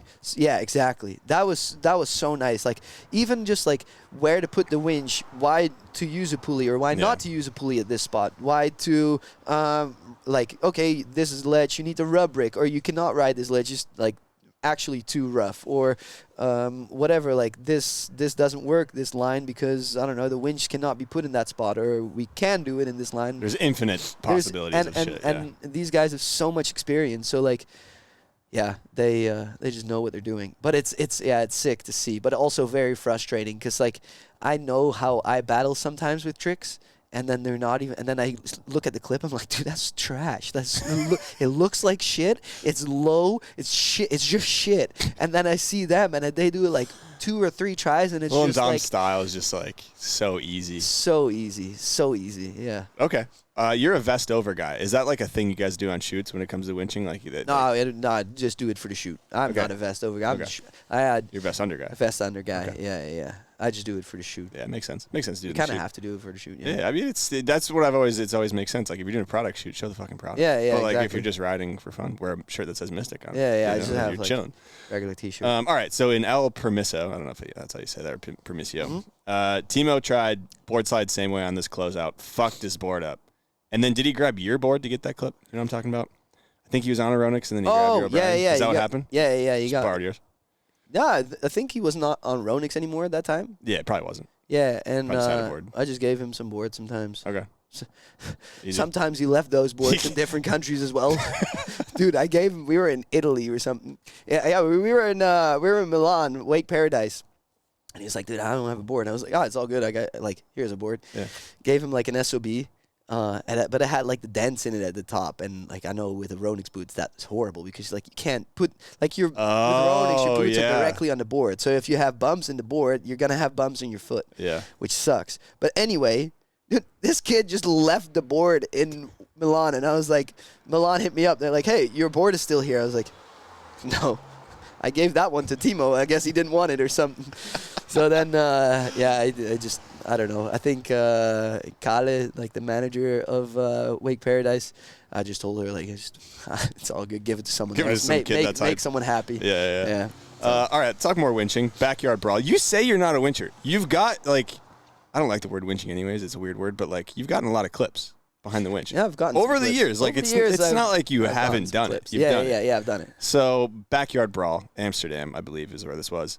Were you there when the rope got snagged on the boat and it was still in the wind? You guys were, like, trying to hold it over? Were you there? Yeah, I was operating the winch. You were the one holding the winch, okay. And no one was doing shit, dude. No one. They're like, I think Dom was, like, cutting the line. He had the knife or something. He was doing something, but literally nobody was doing shit. And I think that's on video as well. I think there's a clip. I couldn't tell if it was you or not. Dude, I chucked the fucking winch on my shoulder. That thing is like, I don't know, 30. It's not light. Chucked it on my shoulders. Started running after the boat, so it just like saves us time. Man, I don't know. I was in full clothes. I don't know. I think there's a clip. I'll put it in, and it's like of you. I couldn't tell it was you, but it's you now because you had the winch. You're like, nobody's fucking doing anything. Dude, and you have the winch pissed. On your back. I was pissed. Look, everyone's just looking at this boat going by. I'm like, dude, there's so much stuff we can do right now. Like, jump in there, take the rope there. Like, I don't know. Well, let's forget that one. Anyways, in that video though, you had a nice 50 ollie, 50 back 3 on like that. Step up ledge. That was sick. Yeah, I was pretty happy with that one. Clip. Yeah. I was scared for the shins on that one. I mean, it was a high ollie. It wasn't like a gimme. No. It was a look at that. I just texted him. I was like, that was a good question. Dude, I told him, fuck you for your question. Wait, answer that. Just hold it up to the mic. Yo, Gunther, welcome to the Grab Matters podcast right now. You're live. Wait, are you guys on it? We're on it right now. Yeah. Oh, shit. What's up, guys? Yeah. Thank you for that Good question. Good questions. Thank you. I hated your question. I just had to dig deep, I was like, what could really kind of put you on the spot? And, a little best and worst for a roommate edition. Yeah. I mean, you made the top 3, but I have to tell you, I went for a number 1, and that was G. Harry. Hey, you can't go wrong with that. Hey, guy. man, spend the most amount of time with him. I think he deserved that spot. Fair play. Yeah. Totally fair play. I just wanted to call and catch up. We'll call because we have some stuff to catch up on, I heard. Mr. Floor. Let's catch up soon, man. Sounds good. All right. Have a good one, boys. Later. You too. Later. Oh, that was good. Yeah. Sweet. Wait, what were we saying? Winching. Just the 50 I bet 50. Oh, yeah. Yeah. It was tall. Yeah, it was all right. Like, it wasn't a spot I would pick, but that was like a spot that was there. So I'm just saying it's a good clip. Yeah. All right, unlocking the Netherlands. So there's a great video, obviously, there's this pipe. Yeah. In the river or channel, whatever. That's a fun spot. Just looks epic, dude. You front-toed it, and it was just perfect. Hey, that was next to the cop station. Really? Yes, dude. It was. All right, so unlocking the Netherlands. Not many people know because it's a Rebel project, and I'm not on Rebel, but I was on Friends of Rebel. So it's basically nothing. They just kind of like leading you on. That's what that is. But it's like the Monster Army. Anyway, it's still sick because you go to meetings for them and they teach you about like either social media or about the brand or like a bunch of things. And then at the end of that meeting, they were like, if you ever have ideas for a video project or whatever, let us know because maybe we can do something. And I was like, dude, all right, like I'm doing this. I know 90% of these guys are not going to do shit about it, but I'll do it. Wrote down 3 project ideas. And they were like, oh, this one seems pretty cool. Can we combine that a little bit with like maybe this one? And I was like, yeah, we can do anything really, like for real. And then they were like, okay, yeah, like work that one out a little bit, send us another idea, and then we'll go from there. So I worked it out, and you have to have like riders included, because if I don't have Rebel riders included, why did they pay for it? So I sent them a list of like riders I wanted to have in the video, and then they were like, you know, we can also take like more than one, so we have a bigger budget. I was like, that sounds nice. Let's do that. Who do you want to pick? I was like, oh, let's pick these guys then. Gunther was actually on the list, but he ended up not making it. Like he wasn't able to do it at that time. And then they were like, oh, we want to have another Dutch rider as well, because it's Rebel Netherlands, so we want to have another one. That's Sam, right? And I was like, well, then no brainer, Sam. Let's get him. Yeah. Let's get it going. So then we got the crew together, and then it was just like, I was scouting spots for like, I think it was like 1 or 2 months, and I asked everyone, just like, look up your spots. We had a whole list. Dude, I did this, like, it was a hectic schedule. We hit like 2 to 3 spots a day, and sometimes like one spot, I think everyone had a clip on one certain spot there. So that was one spot, but 4 clips. So we had it like, I mean, I'm pretty structured, I would say. So I had it like dialed, like, from this time to this time, this, then we have food at this time, then we have this spot at this time, then if we don't have anything, like if it doesn't work, we can dip, we can go to this spot. I had it like pretty dialed, I would say, like, and then I remember the first spot, it was, this was one that Dom pissed me off because it was too easy. So we go to the spot, and it was like this ledge with like little light fixtures on it. So you hop on a ledge, ollie over light, and then I did something out. I don't remember what it was. But like the first time we went there, I was like, it took a lot of preparing. Like I was in meetings with Red Bull, Samsung, Jeep, Hornbach, which is like a Home Depot kind of Europe. Okay. Just like talking through where the camera crew would come to, which spots they would come, like what budget we would have from Samsung, what we needed to provide to Samsung. Like it was a lot of stuff to deal with, and that was my first time doing it. So I was like, dude, I just had like all this like stress and all this like, I don't know, stuff accumulating. And then that was the first spot. So I remember, I think I puked on the spot just from the stress and like everything like coming out. I was like, fuck, all right, like let's stop. So we stopped, went to a spot like right, like 2-minute walk. Like went there, Dom goes, first hit, lands it, second hit, does something else, lands it, third hit, does it better, lands it, goes face first into this like concrete wall in between all these bushes, full on 3 hits, had basically 3 clips if you want to call it that, but obviously take one. Yeah, take one. So got the clip, and I was like, this motherfucker, dude. Oh, he picked the right guy. Picked the right guy to come on a trip, for sure. And then we went back to the spot, like we did that one. Then we went back to the spot that, like I think later in the week, and then I got the clip that I wanted to. But that was. I didn't know you were behind that whole video. Yeah. That was like kind of your thing. Okay. Yeah. What was the crew?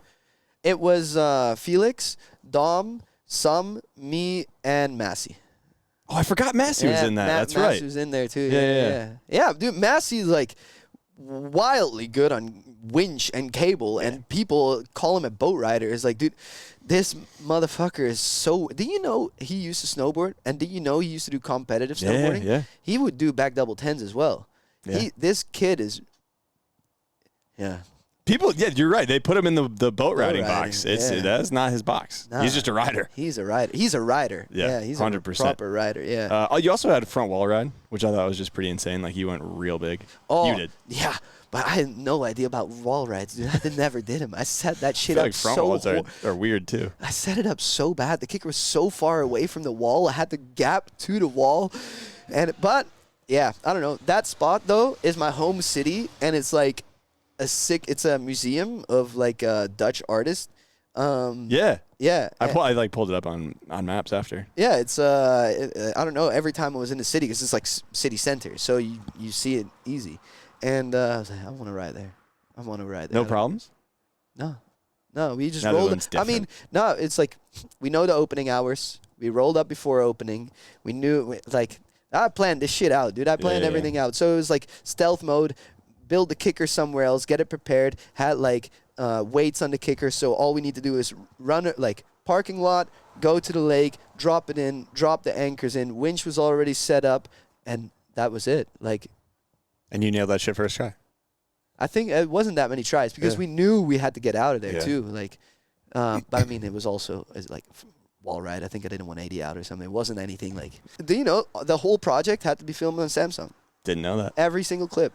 Only the drone shots were filmed on a drone. The rest was all Samsung, all phones. Everyone got a phone, and everyone got like a phone, and then we got some different lenses to put on there. So I need to rewatch that. Every shot is on a phone. That's pretty sick. Yeah. So we also had like we had 5 riders and like 1 film crew, but that ended up being like 1 film crew and 5 filmers, basically, or like 4 filmers. You know. Especially they give you the phone. And I think back then, that was like around COVID, maybe before or after, like a couple of years. Yeah. It was 2019. 2019. Okay. So, but like, nowadays on a new iPhone, not that crazy, but like 2019, the cameras weren't what they are now on iPhone. So cool. I didn't know that.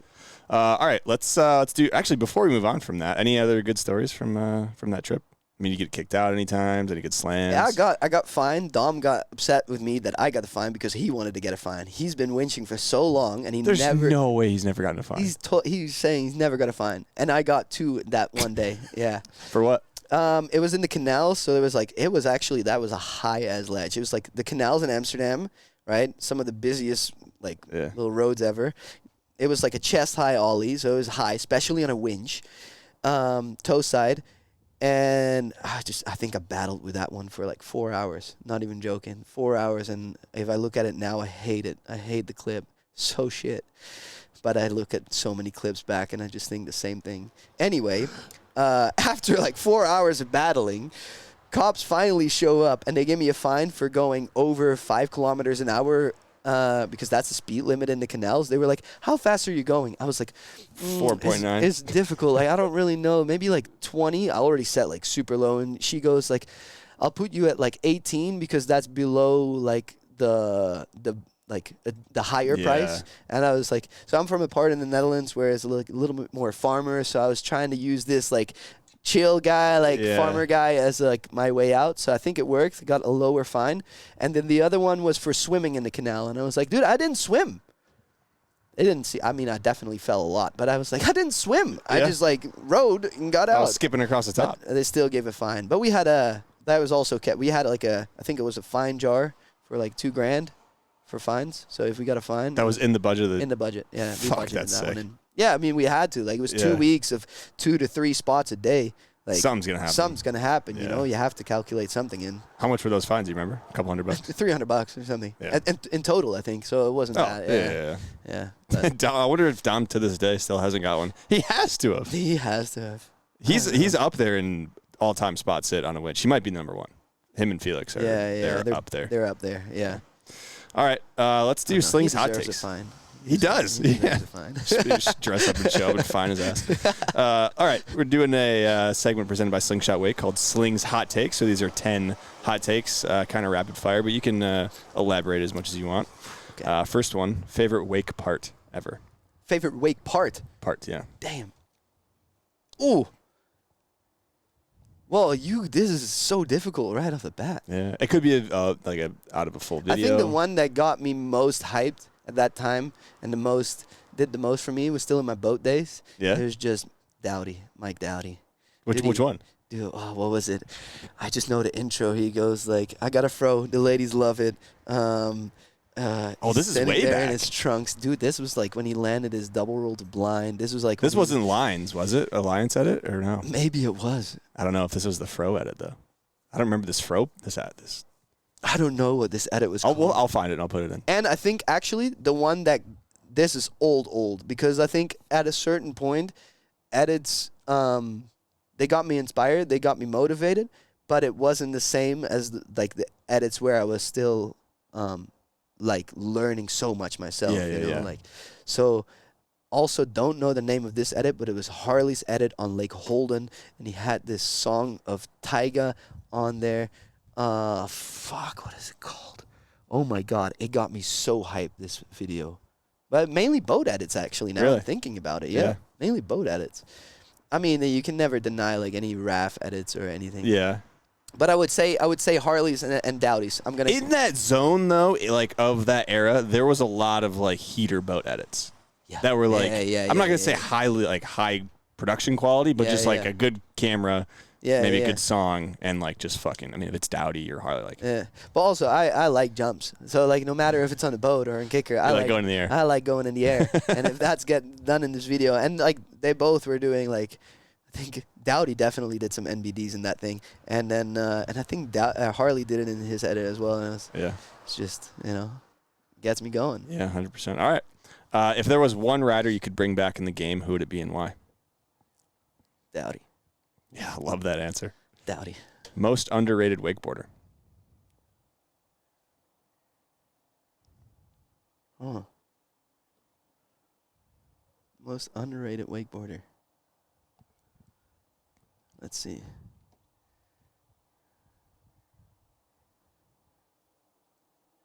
Wow.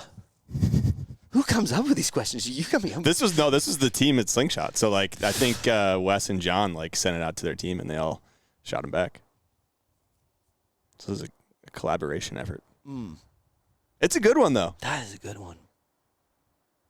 I feel Derry was underrated for a while, but I think he's like his name now is like people know, like Derry's known. If you know, you know, but I think there still could be an argument made that he's still underrated.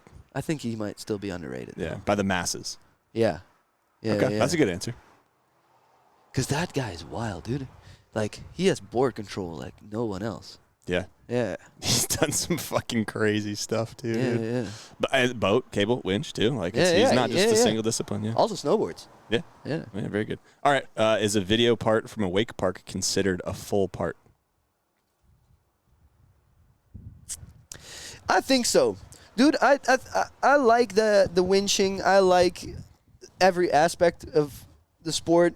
But like just saying, only because it's filmed at a cable park, just at this cable park, doesn't make it a full part anymore. Not everybody has the availability to go winching everywhere. Not everyone has the availability to go boat riding everywhere. If you put your heart and soul into a cable edit, that's a full part. Yeah. It doesn't matter. Even like, okay, like if you have a little hacks to it, it adds a lot to it for sure. It gives it more of like, okay, this is his part. You know, he did some different things. Yeah, maybe you do a hack that nobody else hit in the public. You do a private session hack. Exactly. Just change it up a little bit. But dude, I like how you said heart and soul. Like if you pour everything into it, yeah, it's like it's a part. It's your part. You're showcasing your art. Like winches are expensive.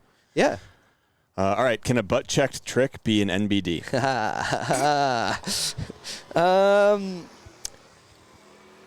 I mean, I think how I did it was pretty good. Like, I would say that was an NBD when I landed it, like the double cork, landed it, butt-checked the fuck out of it. If I never was able to do it again, I think it still would have like been like, all right, you rode away from it.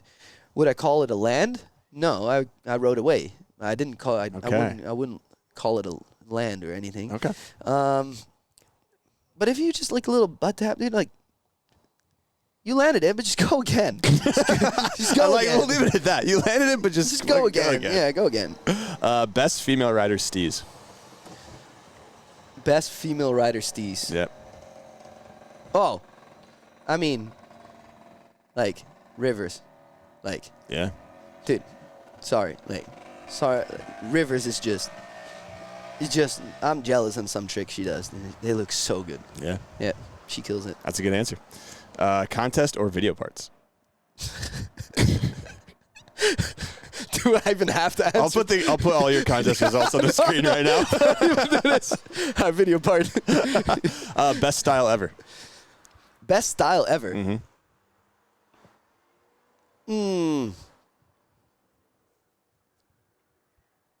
Oh.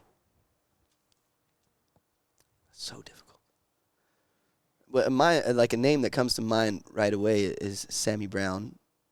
Okay. Boat rider again. I really love Joe Battleday style. Pedro. Damn. All good answers. Yeah. I don't know. Sam was first. We'll go Sam. Said Sam first. Yeah. I think Sam does like some stuff that nobody does. Like, I mean, obviously, or not even mute, like roast beef or whatever beef he's touching. But yeah, like, I don't know. Yeah, he has a. It's sick. It's so fucking smooth. Yeah, it's smooth. It's so smooth. Yeah. Favorite pole? So boat, cable, winch, jet ski.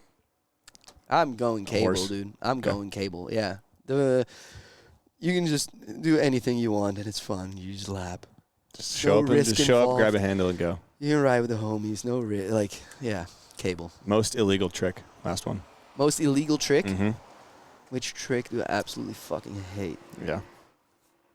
I'm not going to say whirly, because I think whirlies are, like, they need to be grabbed, but they can be cool. Most illegal trick. You know, I don't know why, but I don't like this, what do they call it, like underflip? I don't know. It's like a toe side 180 on the kicker, basically, and then you just kind of, I know what you're talking about. Yeah, not a fan. Kind of weird looking. It's not an underflip.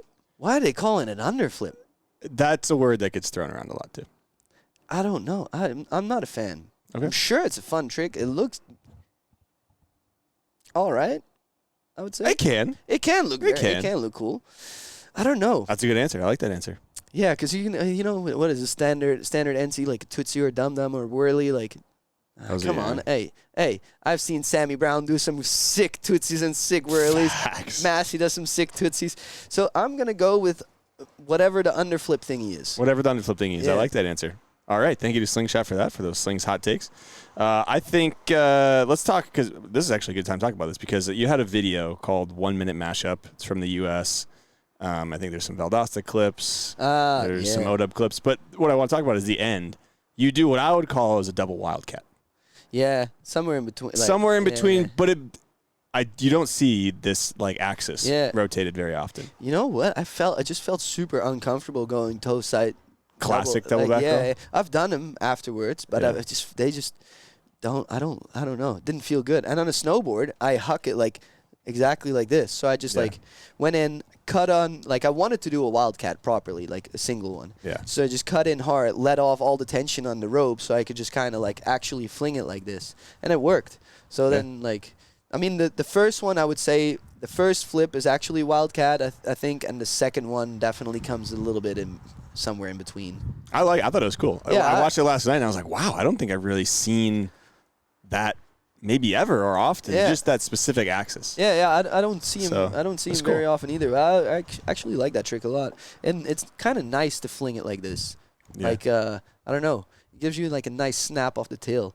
So if anyone wants to try it, you cut in hard, toe edge, let it all off on the kicker, almost like kind of cut back, and just keep your shoulder straight and just rock your front shoulder over the back. Yeah, it's cool. It's cool. You can grab it too. I used to have a friend that would do that tame dog, basically the opposite version. Like nollie off the front and full, like, he was a snowboarder too, but full on just like avoiding the rope, head over. Yeah, it was sick. All right, I got a trivia question actually for you. So, why do your knees keep breaking? And this is according to Dom Hernler. Because I push the boundaries, Dom. Nope. That's the wrong answer. Oh. It's because you eat Hagel mix, vanilla sprinkles, and chocolate sprinkles. It is true. It is true. I have it in my cabinet over there, You do have some. Yeah, I do have some. Yeah. I don't know what video that was from, but I was fucking dying, dude. Wait, he has that in a video? Yeah, in a video. He's like, you know why your knees keep breaking? And you're like, what? And you're like, because I eat too much. I don't even know what it is. Hagel mix? I said that. Yeah, you said that. In what video is this? I don't know. It was of some Mystic video, I think. Some B-roll in a Mystic video. I was like, what is it? What is it? What is Hagel mix? Am I saying it right? Go get it right now. I'm going to go get it. Yeah, I'll cut this part out. All right, so we've got the Hagel mix. This just looks like sprinkles. Dude, it's just chocolate sprinkles. It's yeah.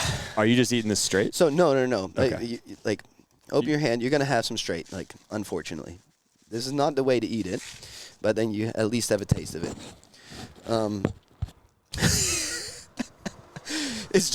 think okay, that's different than American sprinkles. Yeah, These are way softer. Yeah, it is different than American sprinkles. But basically what you do That's pretty good. is you just have like a piece of bread, put butter on it, and then you just throw this on it. And this is very normal for a Dutch.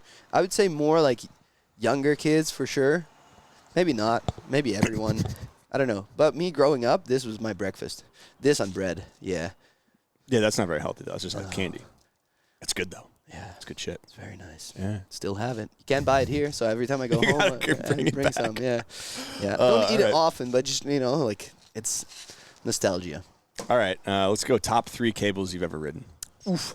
Area 47, not going to lie, is my number 1 right now. Really? They're buying my feature. They had, like, super shit. Like, they have the shape, like, wave kickers. And in the beginning I got there, they were not nice. I didn't like them very much. Yeah. Then I went to the hardware store and I bought a bunch of foam, shoved that underneath there. They allowed me to leave it there. Now they're steep as fuck, and they're amazing. I love them. Yeah, they're so nice. Like, I love kickers, and they are great. I love them. Okay. They're buying my features, so I got... So you said that like 4 times now, so the way to your heart is through your wallet, is what I'm hearing. Dude. No, not even. Not even. Like, even right now, I just love the place. It's a small... It looks like a fucking banging cable. It's a small cable park. It's a high pool. You have, like, great kickers. There's an A-frame transfer box. It's nice to learn flips on. It's nice to gap on, like, big... I don't know. It's just... We have the hurler feature. It's just small, looks insane, fun, and I don't know. This is just where my heart is right now. Yeah. Like, I mean, everyone has a soft spot probably for their home cable, but like 100%. Yeah, that one. All right, 2 others. We talked about this a little bit earlier, but I think ODub has gotten some, like, maybe I wouldn't say hate, but like is underrated in a way, dude. ODub is still so good. They got a good features. They're not too big. Like, I'm not a big fan of like huge, large cable parks, like I think the tension messes up. If you fall in the back, it's a far walk. Yeah. Like, I think the small cables just... And, like, you're not going to fill it with a bunch of sick features anyways, and if you do, then, yeah, it's banging. But yeah, exactly. Rare. Yeah, so ODub. One more. I mean, like, it's the obvious ones to say that everyone's probably going to say, like, Thai Wake Park or 313. CWC in the day. CWC or whatever. But they all have something in common that I'm not the biggest fan of. Too hot? No, they don't have good kickers. Oh, I'm not. I mean, like, the Thai Wake Park is a decent kicker, but it's still not my favorite. Yeah. CWC ones are weird. CWC one, I don't like it. No. All right, I so mean, like, I would still throw 313 in there. Okay. 313, like 313 is like insane. It's just insane. Like, you have if they would add XL kickers or just some nice booters. Yeah. It's just like the facility, the cable, the people. Like, it's Yeah, it looks sick. It's good. You didn't mention any Dutch cables there.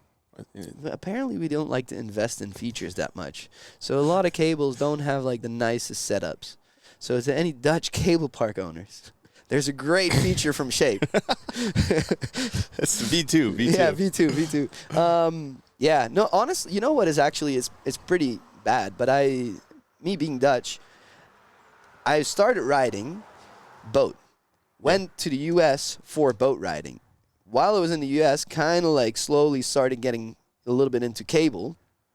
Then it switched to cable riding. And then I moved back from the U.S. to Europe, but I didn't move to the Netherlands. I moved to Austria. So you never really rode cable that much? No, never. And even when I was in the Netherlands and I would ride cable, I lived like 30 minutes away from Germany, so I just drive to Germany. Yeah. They had more cables. They had way more. Even like the closest by cable park was in Germany for me. Damn. Yeah. So you just popped across the border. Yeah, just went there. It was like 40-minute drive or something. Blue Lagoon, it's called. Never heard of it. Yeah, there's a lot of them there. Homemade features mainly. I don't know how they are now, but yeah, no, it's good. Place I liked in the Netherlands, I don't forget the name of it. Was it Wet and Wild with the metal? Wet and Wild. This was fucking fun. Wet and Wild is actually pretty sick. A good time there. They build their own stuff too. They have a bit of everything. That's a good mix. Yeah, Wet and Wild is sick. Yeah. All right, we got another Patreon question from Ryan Shimabukuro, and he's wondering, what is the current status / relationship between you and O'Brien? So we kind of touched on it, but maybe not the ending of. They're kind of not really in park riding as much now, or if at all. I mean, they're not sponsoring me anymore. Yeah.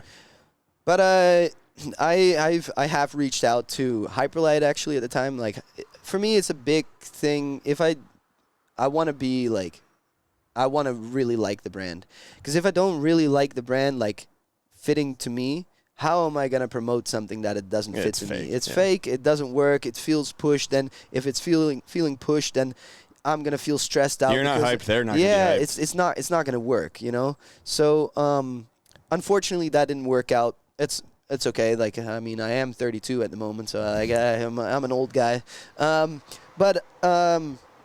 Yeah, I have no hard feelings to O'Brien. Like, it's business. Everything it's all a business, and stuff goes how it goes. And unfortunately, I had to go this way. But they actually, you know, after Trick of the Year, they were like, "We want you to be our cable rider." If they didn't tell me that, I would have stuck with boat for a lot longer. So maybe I should go back and be like, "I demand money." You got me out of the damn boat thing. Yeah, no hard feelings at all. Like, Sean O'Brien, like, he's still involved with O'Brien, and I talk to him every now and then. Kobe and Tara Mikasic, I talk to them here and then, and like, it is what it is. No hard feelings. I still ride their product. I was gonna say, let's talk setup. So what do you ride now? I ride my old pro model. I mean, it was actually Darius Neville's board, and then I got my graphic on it.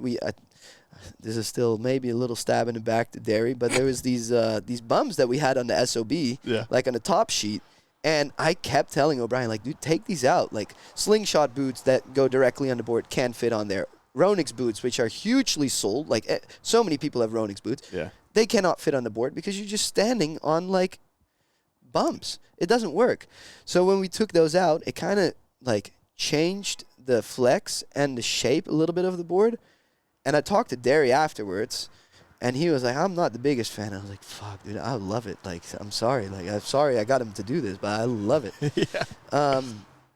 But yeah, anyway, I'm still riding that setup. So it's like the DZ, and then I have O'Brien boots. And the thing is, like, so I really want to have a pair of booties for winching or just for cable parks that are not too nice to walk on.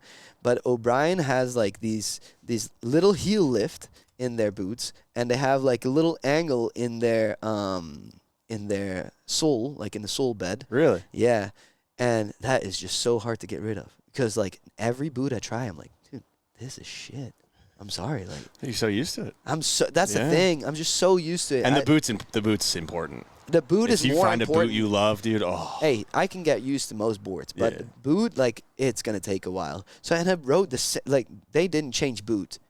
Like, nothing on it. Maybe the look a little bit, but nothing on it got changed. So I've been riding that boot for 10 years? Yeah, over 10 years, So it's hard to change. Yeah, that's fair. But yeah, like, I don't know. Maybe there's a company that wants to reach out and work together. But then again, I want to try the product first and see how I like it. Because if I don't like it, I don't want to fake it. I don't know. 100%. Don't really like Everybody should feel that way, I think. Yeah. It's the best way to do it, too. So what's stance angle, width, all that shit? I think there's a Ståle Sandbeck snowboarder video that he always said, like, I go, like, elbow to fist. And I kind of, like, adapted this one. Yeah. So it's somewhere in there. I go, now I think I am 1 in on the stance. And then my stance is probably 12, minus 12, plus 12. Okay. Something like this. Standard, yeah. Yeah, pretty standard. Like, nothing crazy. I did have one season where I rode, like, my front. That was actually the year I landed double KGB or double cork. My back foot was centered, like, one, like, middle insert, and the front one was all the way in. So you had more nose. Yeah, I had more nose. I've been doing that too. Yeah, because, like, it wasn't even that like, wanted more nose or anything. I just, like, this was too wide, so I just went in on this one. If I went in them both, it was too narrow. Yeah. This is good. And, like, you don't really notice the difference too much. No. As long as the width feels good, you're like, oh, the width feels good. Yeah, the width is good. We're good then. Yeah, exactly. So that was, the width is good. So, and that, like, is kind of this. Like, in that zone. Yeah, it's like, screws are somewhere here, like, a little bit. It's not that. You're not an exact guy though, or are you? Decently exact, but like it just has to feel good. Yeah. It's not like, I don't know. It just has to feel. You have to feel it. Like, I changed my snowboard setup this year. I started riding a different board, and before I always had the Burton channels. I just got a board with the Burton channels. Shouldn't have done it, dude. It was the only wide board that had in stock. I broke mine whole fucking thing. Anyways. Yeah, like, and now it was just like, what do I do? Where do I stand? So I think I did like 4 days of riding, and just every day I just can't. No, this doesn't work. This doesn't work. And now I'm like, all right, now I got it. Now I got the stance. The channels also mentally just kind of fuck me up, because when you have just this, like, the standard places, it's like, okay, I put it in this place. It didn't feel good, so I just moved it one place, and now it feels good. Exactly. Not, do I got to get a Sharpie and fucking mark it, like, where I guess it'll wear and you'll see That's it. That's what I did. Like, I got a Sharpie in the beginning, and then I was like, yeah, no. And then it goes away because of the snow, and it just doesn't work. Yeah. No. All right, but when you're riding boat, or when you do ride boat, rope length, boat speed. Whoa, that's been a minute. But I think I rode like 77 or something, because I had 75 and I had like a little extension on it. So probably like 77. Okay. And then boat speed just depended on what boat. Like somewhere around 23. Yeah. So whatever the standard for that I don't was. even know anymore, dude. I think, I think I rode, no, I do know, on the Malibu, whatever it's called, the Massey had 22.8. 23 LSV or whatever you probably had. Yeah. Yeah, okay. Money boat. Okay, you remember. Yeah, 22.8. That was it. All right, you used to ride with Daniel Miles back in the day. Dude, yes. And I think people don't realize that he wakeboarded a shit ton back in the day. Dude, I don't know if he still rides a lot, but, like, No. how good was Daniel? Daniel was good. Pretty fucking good. And he had a sick style, too. Yeah. Daniel and Massey were the first people I met in America. Like, those were my first homies and still homies. They have a La Familia premiere coming up in April in Italy, which is, like, I think... You going to be there? Don't want to plug it again, but that's when my feature gets brought to area and I have to build it. So, no, right, I won't be there. Okay. But I'm trying to have them come stay at my place afterwards so we can all ride area and sick. we can just have a good time here with boys. Like, like they have not visited me. So they need to come visit me. So, But, yeah, Daniel, dude, a sick style, good rider. Like, and we filmed so much. Daniel was like, Daniel always came for whatever. He was always hanging out. I don't know. He's just a good friend of mine. Even though I don't talk to him that often anymore, don't see him that often anymore. Like, I still, like, he's one of my really good friends. And I always had to, like, dude, go ride. Like, come on, take the board, go. Like, take some laps. And he's like, okay, I'll take some laps. And then he would do, like, sick back mob, like, sick front sevens. Like, good sevens, yeah, he's 6 sevens, yeah. Boat and cable, like, he's ripping, yeah. I just feel like people don't realize that, and I think that probably lends, like, he's created some of the best content in the past several years. Yeah. Boat more so, but, like, I think it's because he's a fucking good rider. He's been around for so long, like. But like that, I think as a videographer, or film or photographer, maybe more a videographer. Yeah. You have to be kind of a rider too. If you look at the good videographers, in my opinion, like, I thought always Stefan Vollet was sick at filming too. Yeah. But you look at any of them, they're all riders themselves. Like Cole Vanthoff, too. Yeah. Rode so much. Like, you just need to know a little bit, like, what body position are they going to be in. It's like a sixth sense when you show up. Yeah, what is going to work? What is going to work from what angle? Like, yeah, and I think if you're a good rider, like Daniel, then you know these things, and then it just kind of gets together really good. It's a lot easier, yeah. All right, I think we dive into the last guest question from Alex Aulbach. Oh, let's hear it. That's a good one. Hopefully not one like Gunther's. Yo, what's up, Hunter? Servus, Maxel. I just have a question for Max about his board designs. I'm a fan of most of his artworks. Not all of them, but most of them. I thought they were always super clean, nice graphics, colors were used in a cool, subtle way. So yeah, my question is, what went into the design process of your pro model boards with O'Brien? And especially, what was the inspiration of having an outline drawing of a nude female body on a water background on one of your boards? Yeah. Anyways, looking forward to listening to the pod, and hopefully we get some laps at Nordcat on Saturday, maybe. I will. Which is actually my question, actually. Are you gonna ride on Saturday? Anyways, enjoy recording this podcast, and I'll see you soon. Dude, when did he send this? Today. Today? Yeah.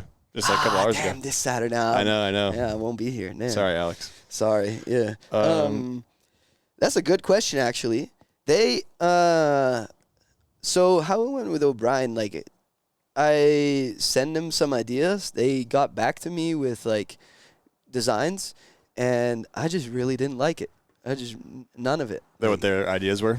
Yeah, but just like the kind of style they were usually going with in their boards is just not really anything I would be like even half considering. Yeah. So I just told them like, hey, it's all good. I'm just gonna design it myself, and I sent you guys the layout, and let's print that. And they said, yeah, okay, let's do it. So they never ever touched anything. Yeah. Literally.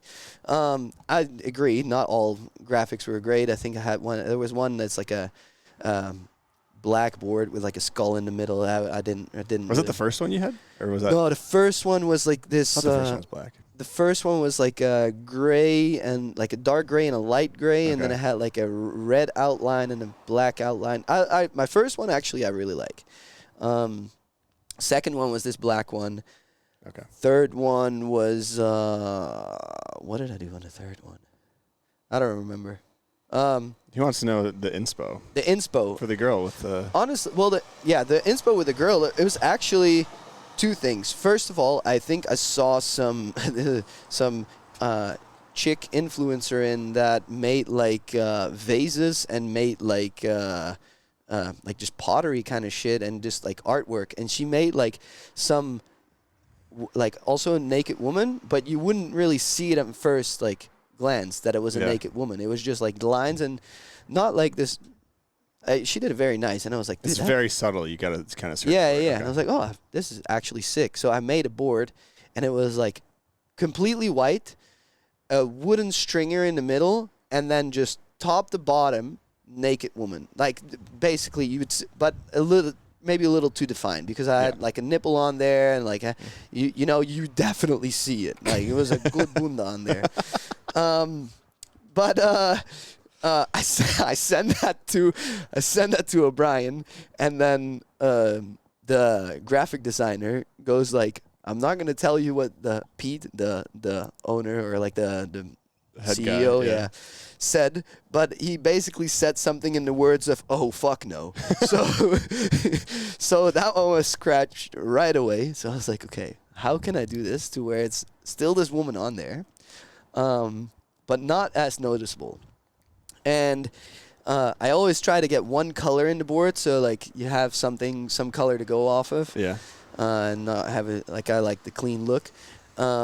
So then I had a photo of area where I just took a photo of the water, and it was like we just cleaned the lake. They clean it once a year, or like once every 2 years. So it was super clean, super nice, and like you saw the reflection. I was like, "Ooh, that is sick."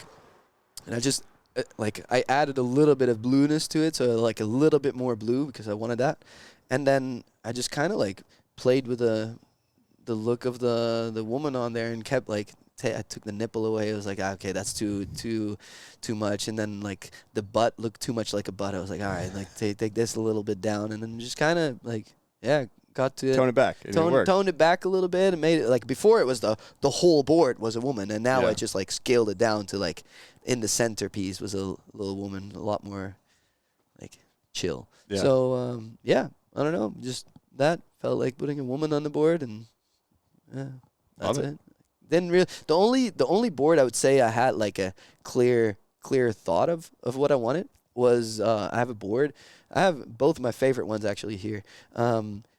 It's like I moved to Innsbruck. It was my first time. I was sold on Innsbruck. I love this place. So I was like, all right, I want to have a board with Innsbruck on it. So I had like a board, and it's like a photo of it's like an iconic view for Innsbruck. It's like the house is in the city center. They all have like that's a black and white photo, but they all have a color, and they look very nice with a river in front and then the mountains on the backdrop. And there was like a little bit of water on the front, so it looks like it's a mirror, like this side and this side. Tilted the photo this way so you don't see it at first what it is. It kind of looks like some weird shape. Yeah. And then you look at it like, oh, city, oh, reflection both sides.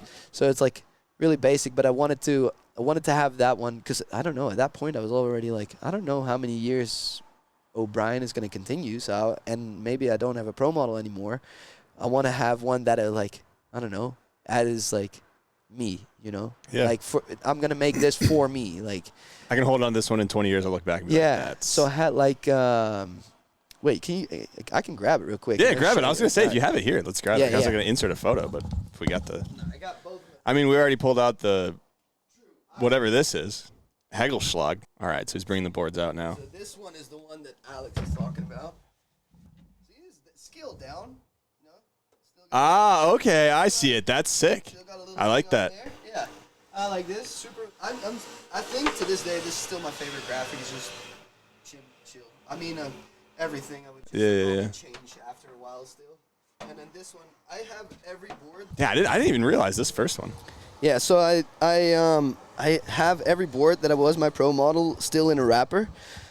Because maybe I'm sentimental. I don't know. You should be. I feel like everybody should be. Dude, this is a crazy part of my life that happened, so I want to treasure that and hang him up sometime. Okay, and for the listeners, when you're talking about the bumps or the waves, is these like this is it right here? Yeah, you can hear it. So I got that away, and this is that makes sense to me. Yeah. That's clean. Yeah, I like that. But anyway, this one, see, that's the city. So if you like that's the kind of who took that photo? What's the copyright situation on that one? The copyright situation on that one is... We're good. We're good. Yeah. What size do you ride? 48. 48. Yeah, so that one says it down. Over here, it says it here, 148. But it has all the other options of... Well, no. Or what are those this numbers? Is the coordinates of the lake where I started riding. Wow. So, Shit's got levels to it. So I was like, this is where I started, and this is where I ended.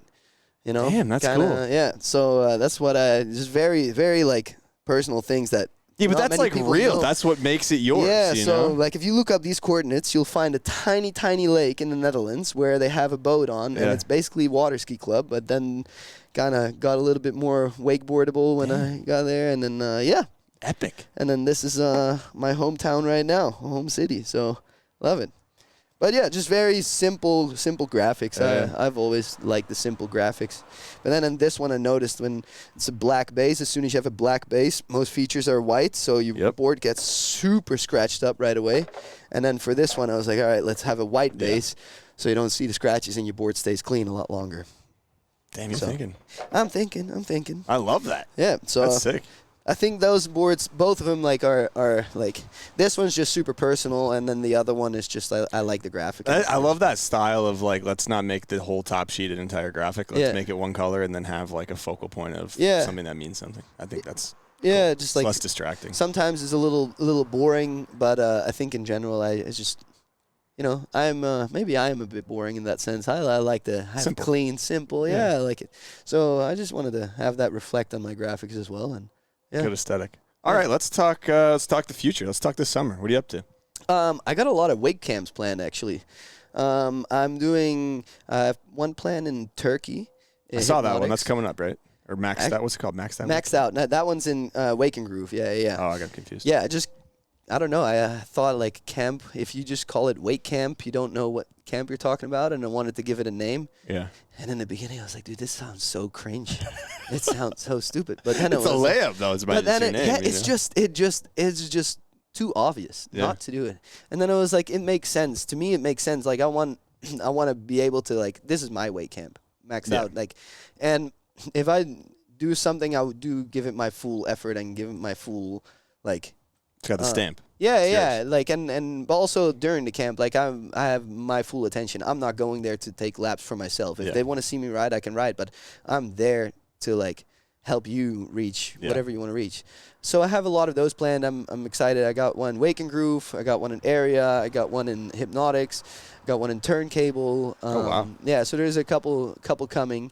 Then now my feature's coming, so I got to film a bunch on this, and I'm super hyped on that. And then just like I think wakeboarding is sick, and sometimes having it as a job, even though it's like it's not a job, you still have stuff that stresses you out in the job, or still stuff that you have to do, or that kind of takes the fun out of it. Yeah. And I think the last year that I was riding, I was so stressed out on like either trying to push myself, trying to keep up with like the young generation or whatever, that it kind of took the fun out of it. Yeah. And I think last year didn't ride too much myself because I had so many other things on my mind.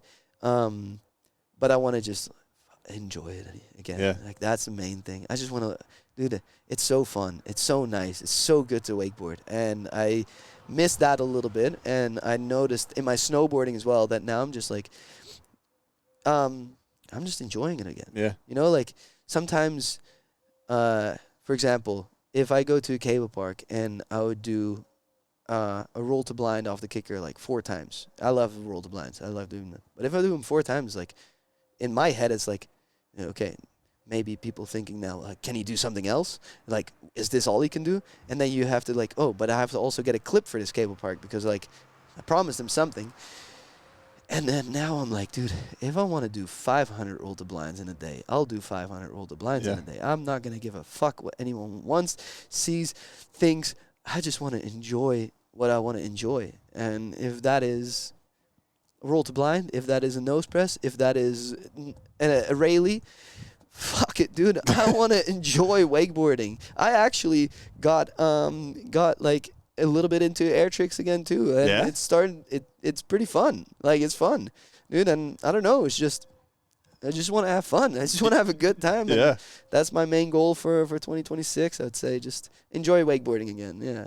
Damn. Yeah. I was gonna ask because I kind of want to talk about like career, right? When O'Brien goes away, it's like it's your big board sponsor, and whether it's financially or not, but like that's also like a big hit of like I was on a board brand, I had a pro model, and now I don't. Like, but I'm still a pro wakeboarder, but like I don't have that thing. How much pro is it still? Like we gotta make the. How do you deal with that like mentally? I guess when was the O'Brien thing? Did it end quickly? Did it end slowly? Did you see it coming? Like, I mean, like they threw up some like stuff over the past years that like we don't know how it's going. Like we're not making the best sales and this and that. Like, well, like also we didn't do anything to create these sales. Like I pitched like ideas for video projects. I pitched ideas for like Langeveld is a O'Brien distributor, and I was like, dude, we have Langeveld Open, one of the biggest competitions of the year. Just after this competition or before this competition, make like a demo day. Just ride with the pros. We're there anyway, dude. Like, let's go. Yeah. Everything always got shut down because there's no money, there's no this, and then it's like, okay, motivation kind of goes away because if you try stuff and it doesn't work, like, who am I doing it for? Like. Yeah. And I don't know. It just fades a little bit. It is definitely not like it wasn't easy to like let that kind of go because that made the difference. And now I have to find work, or now I don't. And it's like it wasn't easy. But then again, dude, I enjoy life crazy. Like people, not everyone can live off of wakeboarding, and I'm blessed as fuck that I was able to do that for so many years. So, it sucks how it ended, but I guess I don't want to dive too much into it, but it sucks, I think, for different reasons other than like if you have ideas of like trying to get sales and do things and it doesn't, they're like non-receptive to it. And this isn't even an O'Brien. This could be any brand. It's it feels like there's something that maybe was left that was unexplored, where it's like, well, what if we did do all these things that I think would work, and they did work, dude. You know, and the thing is, like, the product is sick. Is it? O'Brien, I think, is the only brand I still have never. No, I don't break boards. Yeah, I don't break shit, and I love the boards. I think they're so good to ride. Like, I I wish more people get to ride, because not many people get to ride the boards. And I wish more people actually got to ride it, because they're sick boards. They're super fun. But yeah, it just kind of like, you know, it's all O'Brien's part of like Hyperlight, CWB, LF, like so LF and Hyperlight taking like a different, like more that role that I was hoping for O'Brien was maybe taking. If two companies within the same conglomerate are already taking the core wakeboard direction, then there's no need for a third one to do the same thing. You know, it's just taking away of your own market. Just cannibalizing your sales. So I understand the reasoning for it, but it's just like, dude, put this board in the LF or Hyperlight lineup, then it's a sick whip. So good. It's a sick whip. Yeah. Damn. How many of these you got stockpiled? Because that's what you said you ride, right? Is your board? I mean. Yeah. How many you got? So if you don't break them, I guess you don't need that many. But. I still have quite a few. I don't know how many I have. Like new ones? New ones I have. It's rideable. Rideable ones? Yeah, rideable ones. Rideable ones, probably like 10. Damn. I don't know, 8 or 10. Yeah. But I would say, like, dude, if you have a board that's fucked, it's still rideable for winching. Dude. It's 9 times out of 10 when somebody retires a board, she's got life left. Oh, yeah. Unless if it's in half. Hey, I retire boards too, though. I don't say I don't snap boards, but I retire them too, because sometimes they just get a little too flexy, and then it gets in your head that they're too flexy. And if you have another one standing there anyway, yes, privilege, but okay, then I'll take the new one. Well, I mean, there is something to be said too. If it gets so soggy, it's like, oh shit. Yeah. But like I'm talking about the kid who's like just getting a board, and he's like, oh man, like I gotta get it. Like, you can ride them until they go, dude. And just keep it around for if you want to go winching, or you want to try something where you're gonna ping real hard, and it's like, oh, grab a shitty board real quick. Exactly. Yeah, it's always good to have. Same with snowboarding. I have a board for rocks. Like if it's rocky, I just take that one. It's not. You don't give a fuck what happens. Yeah, exactly. Easy. All right, man. I mean, I don't have a whole lot else other than summer plans. Obviously, it sounds like you got some camps. You doing any contests? LAO? I was thinking of LAO, but the thing is, like, I'm not really getting paid anymore to do this stuff, and like it costs quite a bit of money to do it. Yeah. So then, if there's other things in that same time, it's hard to justify. Yeah, exactly. So then I don't know, and it's also I'm 32. I have to compete against 18-year-old. Like, you could take Trent down. Easy. You could take Trent easy. Get in his head. Come on. Easy. Break his leg again or something. I don't think he's gonna be breaking shit for a while, dude. He's brick shit house right now. Yeah, no. Any other contests besides that, though? I mean, or anything? I'd love to go to 313 again. That's well, they're doing Wakeboard again, right? I'd love to. Yeah. It's on the calendar. And then Wake opening, I'm doing. I think I'm gonna go to Street Jam. I'm gonna go. Do they have the dates for that yet, or are they still figuring it out?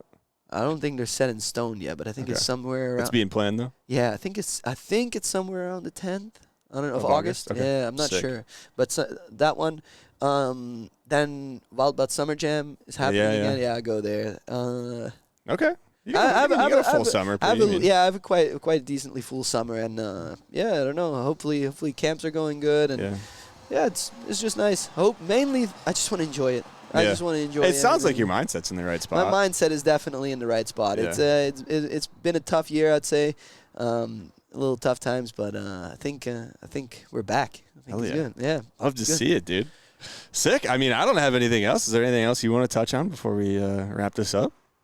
I don't know. Maybe just to plug myself a little bit. Yeah, dude. Plug whatever you want. This one thing I haven't done yet. Buy my feature. No. 7 times later. No, actually, it does look fun. It looks fun as fuck. Yeah, it is sick. So, ask me any questions about that. For my camps, I have camps all across Europe. Maybe I'm going to expand. So, be sick to see. You got a website, right? I got a website. Also, the website down below. Yeah, max.wake.com. Look it up. Follow me on Instagram, and I hope. We're going to have fun 2026. Yeah, if you want to learn a double cork or a triple flip, he's your guy. Yeah. I love it, dude. Well, thanks for coming on. Thanks for having me over here and picking me up from the, I was going to say airport, but the train station. Yeah, dude. Thanks for coming. It was sick. It was a blast. Thanks, everybody, for tuning in.